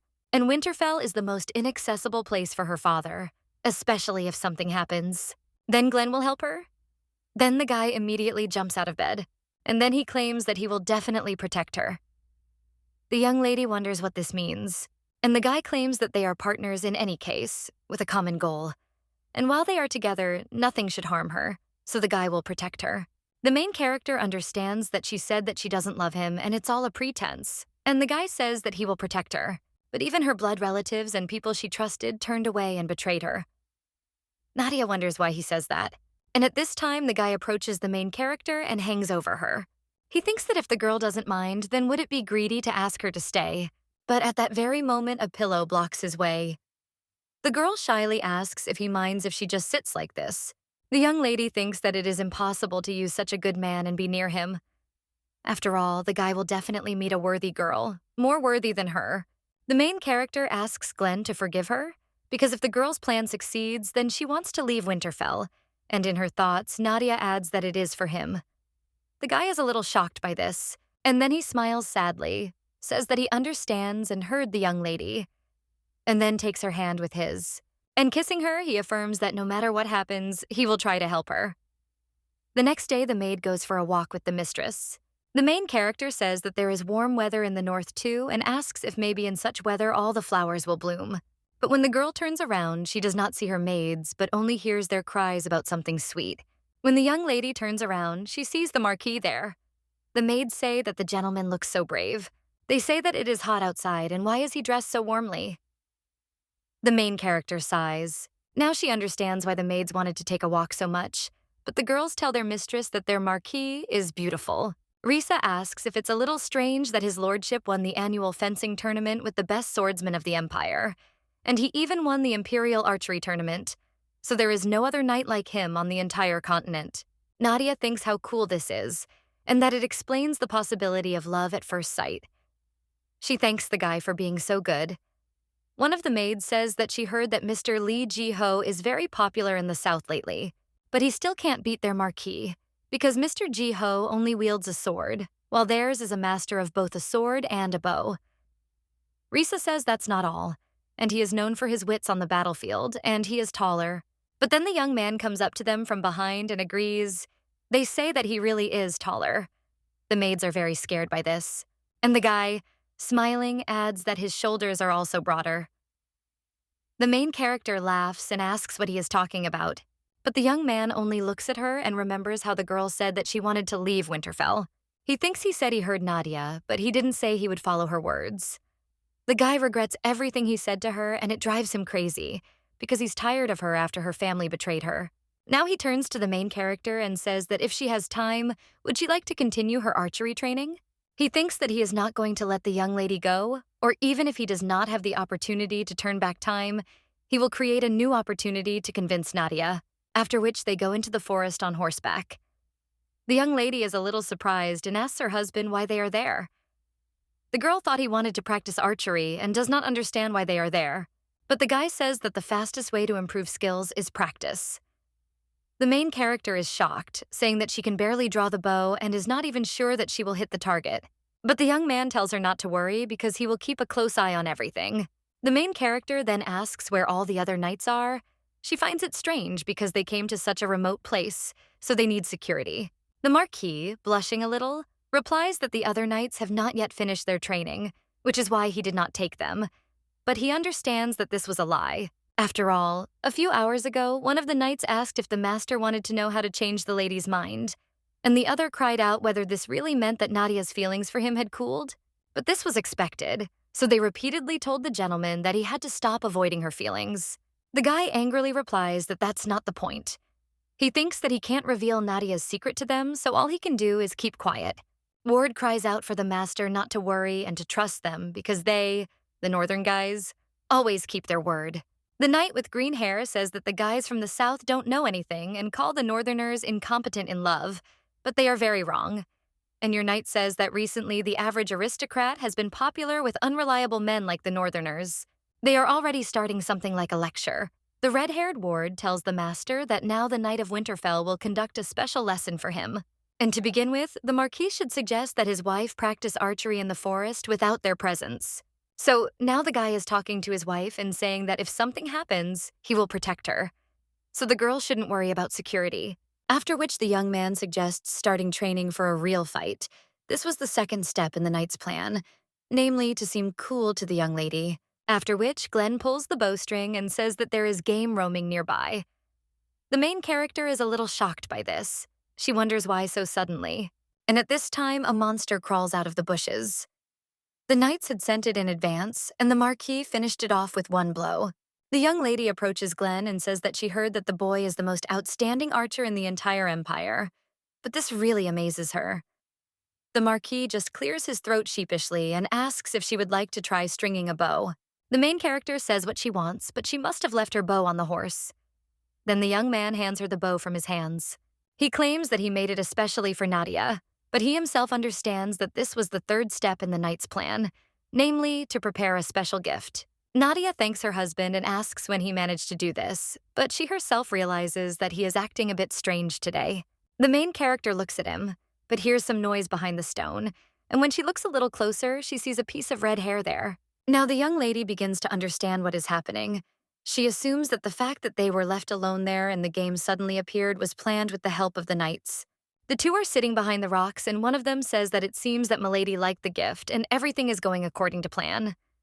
The girl remembers the gossip about Northerners being inept in love relationships, but this situation is so cute. Then the Marquis points to one of the trees and invites the young lady to try to shoot at its center.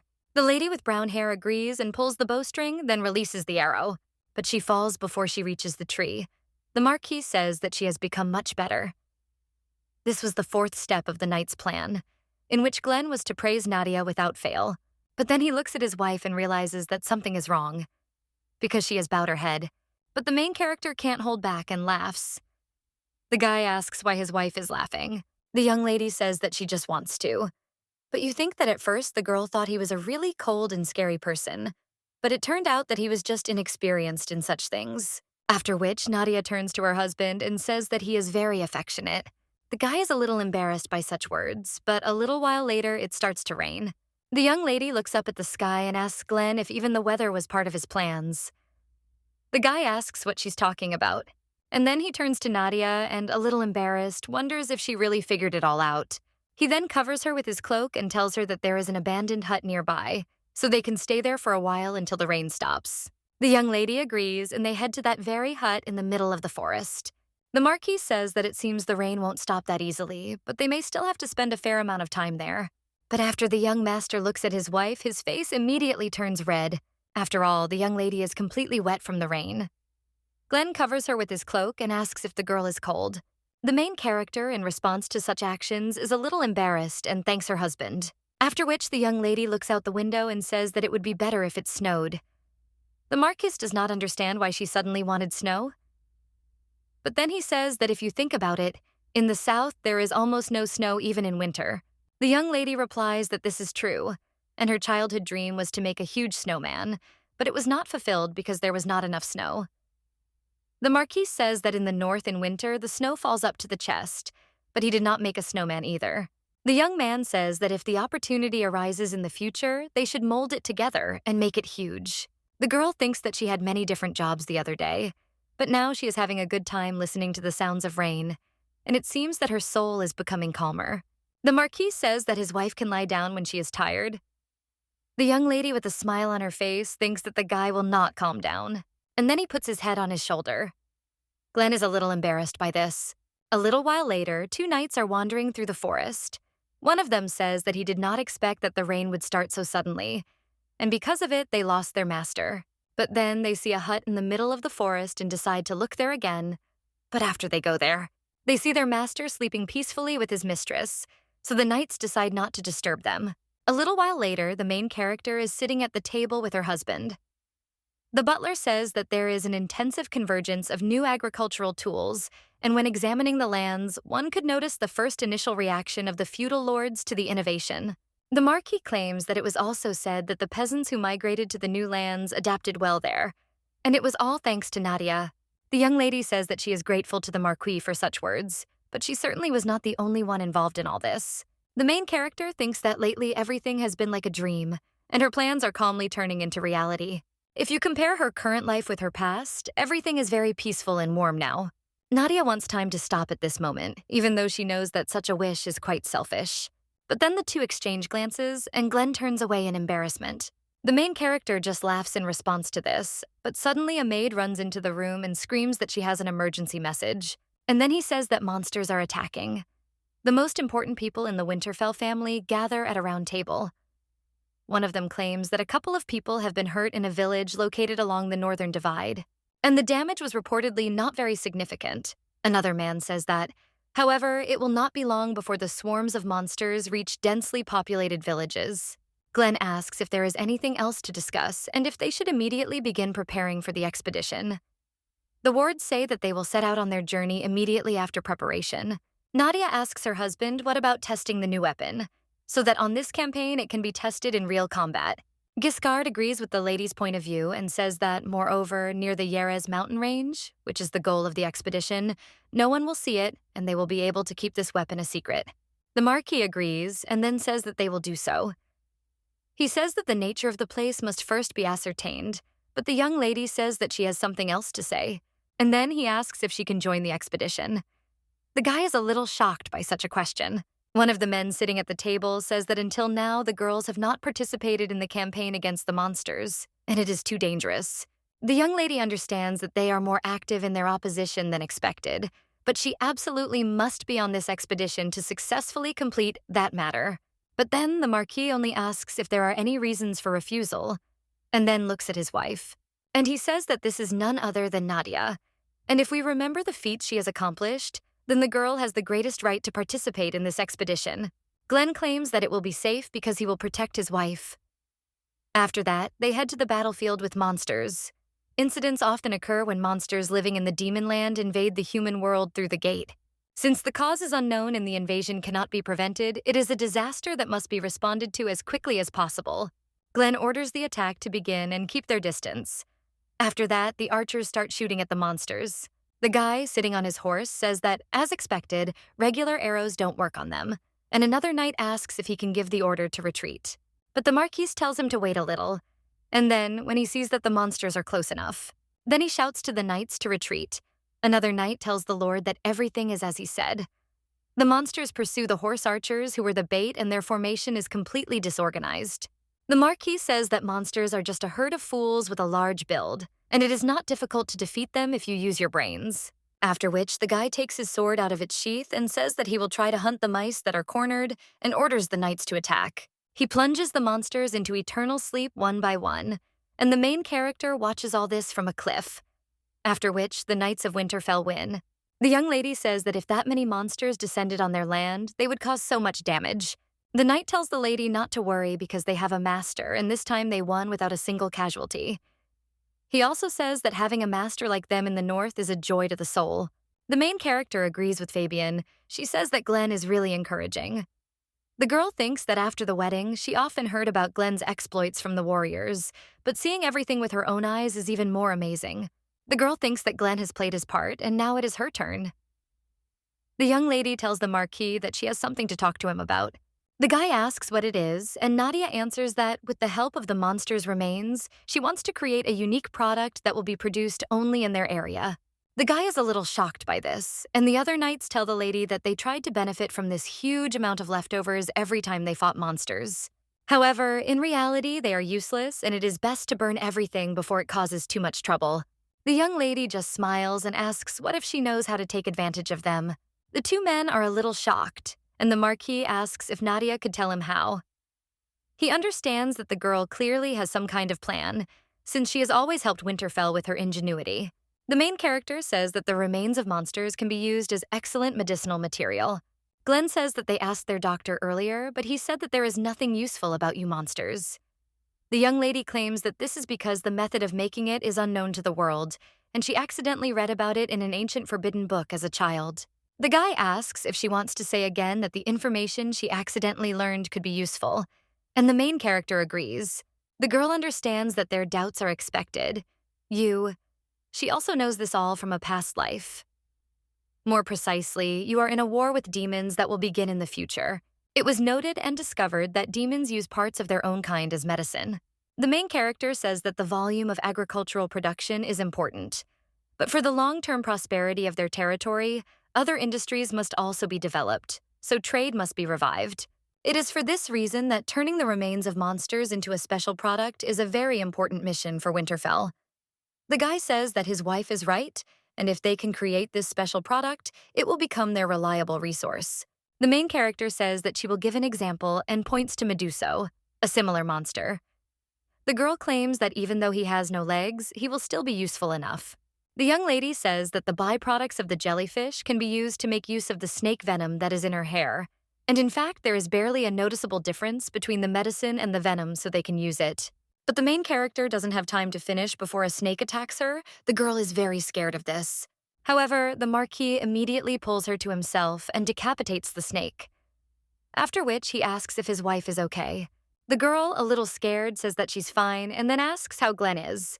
The guy just hugs her and says that it makes her happy and is such a relief. The new one suddenly feels a sharp pain, and looking at his hand, he sees melted armor and is surprised. That same evening, the young lady approaches the knights. One of them says that it is all their fault because before escorting the young lady, it was necessary to carefully check whether the monsters were dead. The main character tells the knights not to blame themselves because it was she who made a mistake by recklessly going there.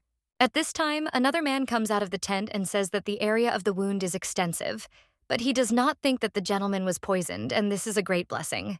But at night, his temperature may rise, so you need to call a nurse and apply a cold compress. Nadia says there is no need for a nurse because she will be with him personally, after which the girl enters the room with the Duke. The guy asks if she is hurt. The main character says that she was a little scared, but otherwise everything is fine. But she claims that what is more important now is that Glenn suffered because of her. The Marquis says that snake monsters are tenacious, and even after the death of their bodies, they can remain alive, and it is their fault that they did not check him thoroughly. But the girl is not to blame for this, so she should not torment herself. The main character says that he even rushed to protect her without protective clothing. The girl claims that the Marquis needs to value his body a little more, since he is the head of the Winterfell family. The girl understands that he saved her despite the danger, and maybe in his eyes the young lady looks like she is grumbling, but she is just afraid for him. The young master claims that he is much more skilled than them in combat with magical beasts, and he also gave promises to his wife. The young lady, realizing that he has a knight's title and maybe this is the mindset of knights. The girl was close to a couple of knights. Fabian had a younger brother vibe. Lee Ji-ho was a trash who abandoned his fiancée for his career, so the girl realizes that she didn't notice their chivalrous thinking. After this, she turns to her husband and says that she wants to say something. When the young gentleman agrees, the girl says that he just sounded cool, and if she were a little more frivolous, she might have fallen in love with him. The guy's face immediately turns red from this, but then the main character says that, of course, she doesn't mean that she really fell in love with him, so he can rest assured. After which the girl asks what is wrong with the Marquis's face, and he just turns around and wonders if the girl realizes what she just said. But the main character only says that it turns out she wasn't imagining things. She reaches her hand to his forehead, and she says that she was told that he could develop a fever because of the poison, and asks if that is really the reason. But then the young lady pulls away and says the boy's forehead is burning. After which she puts him back to bed. And he says that today it would be better for him to go to bed early and he can trust her to take care of the sick person. The Marquis thinks that after she said such things, how can he calmly fall asleep right in front of her? But after a while, he falls asleep. Nadia puts her hand on his forehead. The girl says she was worried, but fortunately the fever has gone down a lot. She remembers Glenn recently saying it wouldn't be dangerous because he would protect her. The lady with brown hair thanks her husband for keeping his promise, and then she kisses him tenderly on the cheek. A short time after eliminating the monsters, the Winterfell punitive squad immediately returned, taking back the remains of the monsters with them. Now the Marquis extends his hand to help the young lady off the map. The main character takes his hand, and when he goes out, he is surprised because it is already snowing there. The young gentleman says that it is slowly starting to get colder. The girl realizes that so much time has passed since her arrival in Winterfell. The Marquis says, "By the way, didn't she say she wanted to make a snowman?" Then he approaches her and says that he thinks they will be able to do it soon. The main character says that this is indeed so. One of the wards smirks and says that these two now look like real spouses, and the other says that their method of winning the lady's heart worked. After which the main characters are met by the butler. He greets them.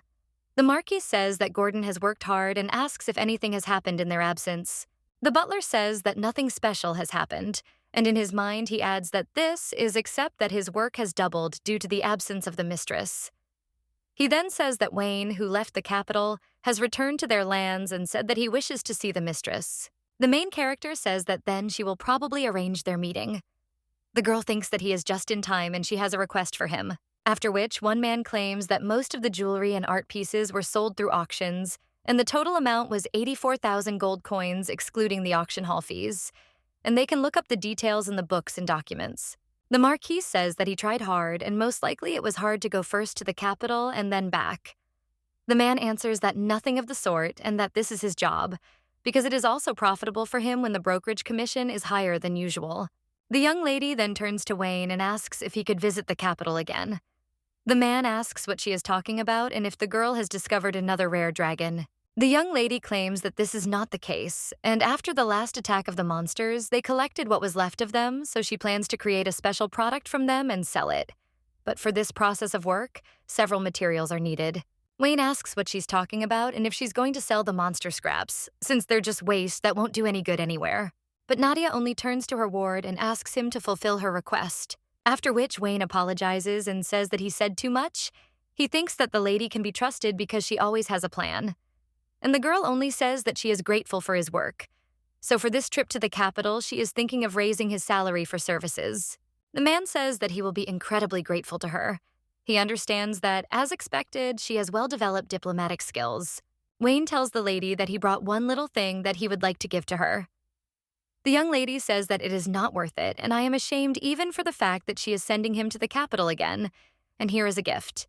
But the man claims that this is his desire. And let her at least look once. Believe me, she will clearly like him. After which, the servant opens the chest and gold fabric is visible in it. The man claims that it is not easy to get it even for money. And this time he was very lucky. The main character looks at the gift and says that it is such a valuable thing. The girl understands that this is the silk that Karain could not get, which is why she tormented herself for this. Wayne only says that as soon as he saw him, he thought that he would suit my lady. So the man asks her to accept the gift as a sign of his favor to her. The main character wants to object to something, but the Marquis comes up to her from behind and says that this silk can be used to make a dress for the ball, and he thinks that she will need it someday. So the young lady had better accept it. Wayne agrees and says that a ball gown of fine silk will suit my lady perfectly, after which the man and the servant head off in a carriage. The guy with black hair says that he is interested in something, and Wayne asks what it is. Then the youth speaks of the silk from the Golden Forest. The youth claims that he thought his mentor would give this thing to his lordship or the elder lord, but he asks why he dedicated such a valuable thing to the lady. Well, after these words, he only gets a slap on the head. The man screams that he is a fool and asks what the guy is learning under his wing. The young man says that if he made some mistake, then he asks the teacher to let him know. And Wayne only asks who, in the young man's opinion, has the greatest power in these lands. The guy thinks for a moment and then says that, of course, the Marquis comes first, the eldest gentleman comes second, and the lady comes third. Then the man says that this is wrong and the lady comes first. The boy asks what the teacher is talking about, and he claims that the head of the Winterfell family is the Marquise, but in fact, it is she who makes the decision. Wayne says that the young man is a merchant, but he does not even have such savvy. Besides, the man had been watching the Marquis since he was a child, but this was the first time he had such an expression on his face as today. The merchant realizes that their young master has fallen in love for once. The next day, the maids admire the silk from the Golden Forest. Looking at him, one of them says that she thought she would see something like this in her entire life, and the second says that he is very handsome. The main character says that the material is beautiful, but asks if it is too luxurious for her. After all, she did not even want to attack, so it is unlikely that it can be made into a ball gown for her. Risa then recalls something and says that recently an invitation letter came from the royal family, as soon there will be a banquet in honor of His Majesty's birthday. So the maid asks how about Togo sewing a dress for the occasion. The main character agrees and says that it will be wonderful. She thinks that she is not able to resist the royal order, so she will have to go to the capital in person for a while. But in that case, she will definitely have to see her family. The girl orders Risa to send a man to the tailor's and set a time this week. The maid obeys. The main character thinks that there is no need to worry too much because she is no longer the same Nadia from the past. Then she sighs and decides to continue the work she had put off, but her gaze suddenly falls on the egg. The girl turns to the maids. 3 maids immediately come closer to her and ask what happened. The main character claims that she is talking about a dragon egg and asks if there is a crack in it. The maids say that it looks like that. And when the crack begins to widen, one of the maids screams that the dragon is really hatching. And another maid screams for Milady to move away because it could be dangerous. Upon learning this news, the Marquis immediately runs to his wife. He thinks he was reckless. After all, I didn't think at all that the dragon egg could actually hatch. And if something dangerous happened, Nadia could get hurt. He immediately bursts into the room and screams if the young lady is okay. The main character just calmly looks at him and asks if the guy has arrived. The young gentleman asks what is in her hands, and the main character holds a little dragon. The Marquis says that no matter how you look at it, it is a dragon's child. He asks if the egg has really hatched. The young lady hugs the newly hatched dragon and smiles sincerely. The main character asks Glenn if there are monsters that protect people. The guy claims that this happens very rarely, but usually the monster considers the creature with which it first meets the gaze after hatching to be its mother. The young lady smiles and says that this means that this little dragon takes her for his mother. She then turns to her husband and asks what to name this baby and if Glenn has any idea. The young man says, why not just call him a dragon? Nadia refuses. She suggests omitting such names because suddenly in the future he will become a dragon guardian of these lands. The guy says that he doesn't even know whether he will become a guardian dragon or a disaster. It's all a matter of time. But when he reaches out to the dragon becomes wary. Glenn, alive, continues to speak and claims that since the baby is a dragon, he still has some signs of a monster. But the black baby only bites the Marquis on the hand, causing him to scream. The main character is surprised and asks if he is okay. The guy says that she cannot worry because he does not think that there is a wound left. The young lady looks at the dragon seriously and tells him to listen, and then asks how he can attack people and says that if he behaves like that, she will not be able to raise him. The girl claims that she will have nothing to say if the rumors immediately kick him out of there for attacking their master. The kid just looks at the young lady with sad eyes. The head coach says that making such pretty eyes won't help. The Marquis is a little embarrassed. He thinks that everything about his wife seems sweet, but the young lady then turns to him and asks, what about Noah? And then she adds that this will be the name of this baby. A little while later, the main character is already walking around the garden and looking for her little dragon. The girl wonders where he disappeared to again, and probably he is interested in everything since the baby was born not so long ago. The first place the main character visits is the kitchen. One of the maids asks what business Milady has come for. The young lady says she thought Noah would be there. She had recently read a book about dragons, so she learned that young ones tend to think of enclosed spaces as safe, and they need to eat a lot to grow. So Nadia went into the kitchen and suddenly she heard some rustling. It comes from the door in the cabinet, so the main character goes to it and opens it. And inside he sees a little dragon who is gobbling up cookies. The main character picks him up and says that he is such a brat, because the baby should have asked her for food if he was hungry. The dragon just looks at her innocently, and the lady with brown hair thinks how cute it is. The maid says that, by the way, the master also often looked there in his childhood. The young lady asks if it is true about the maids. She says that yes, and he did it in the midst of his growth. The boy grew every night, and even after eating, he remained hungry. So whenever he could find a convenient opportunity, he would always run to the kitchen. Nadia says it's amazing that such a cold-hearted Glenn had a period like that. She thinks he must have been so sweet. And then he says that the little dragon looks like Glenn, in response to which the baby only smiles. A little while later, the main character is sitting at the documents. The Marquis claims that the baby has been wandering around lately, turning the entire mansion upside down, and asks if it is true. The young lady just smiles. She was constantly trying to find the missing Noah. One of the servants asked why Milady was there, but the girl was only looking for the baby. A little while later, the dragon hit again, and at this time, already in the garden, the gardener asked why Milady had come to such an untidy place. Now, Nadia says that Noah is just very curious, and besides, he hasn't done anything serious yet. And he also listens to her well. The Marquis looks at these two and thinks that maybe the little dragon is simply doing what he listens to. But the thing is, he's a hindrance between him and Nadia. He puts the paper on the table and says he thinks he'll have to be separated from this baby for a while. The main character takes the sheet of paper and asks what it is, and the Marquis says that it is an invitation letter sent by the royal family. He believes that it is in honor of the king's birthday and that they will need to prepare for moving to the capital. The young lady is not very happy about this news. She thinks that everything is as expected. Glenn asks if all her plans to create medicine from monster remains are still valid. Nadia says that of course it is, and even their effect has already been proven, so she plans to start trading in the capital. The girl asks if he still doesn't believe it, and her husband says that it's not that and he's just a little worried. Because as she knows, nobles don't often engage in trade, so such people are usually looked down upon. Nadia asks Glenn if he is worried that she will be neglected in the capital. She then thanks him for his concern, but says that she has everything planned out so he should not worry, because he will see and understand everything himself. The guy says that he will say just in case, that if everything does not turn out as she expected, then he asks her not to torture herself, because in their family, no one would dare to blame her. The young lady agrees. She wonders if Glenn has really become so affectionate. She can't believe that this is the same person she saw when she first met him. She also asks her husband not to worry about her and then looks at him, and she claims that they must continue to accumulate strength, because from now on, she decides to start taking active actions. That same evening, Lee Ji-ho also receives a letter, a video of him smiling because he will soon be able to see Nadia again.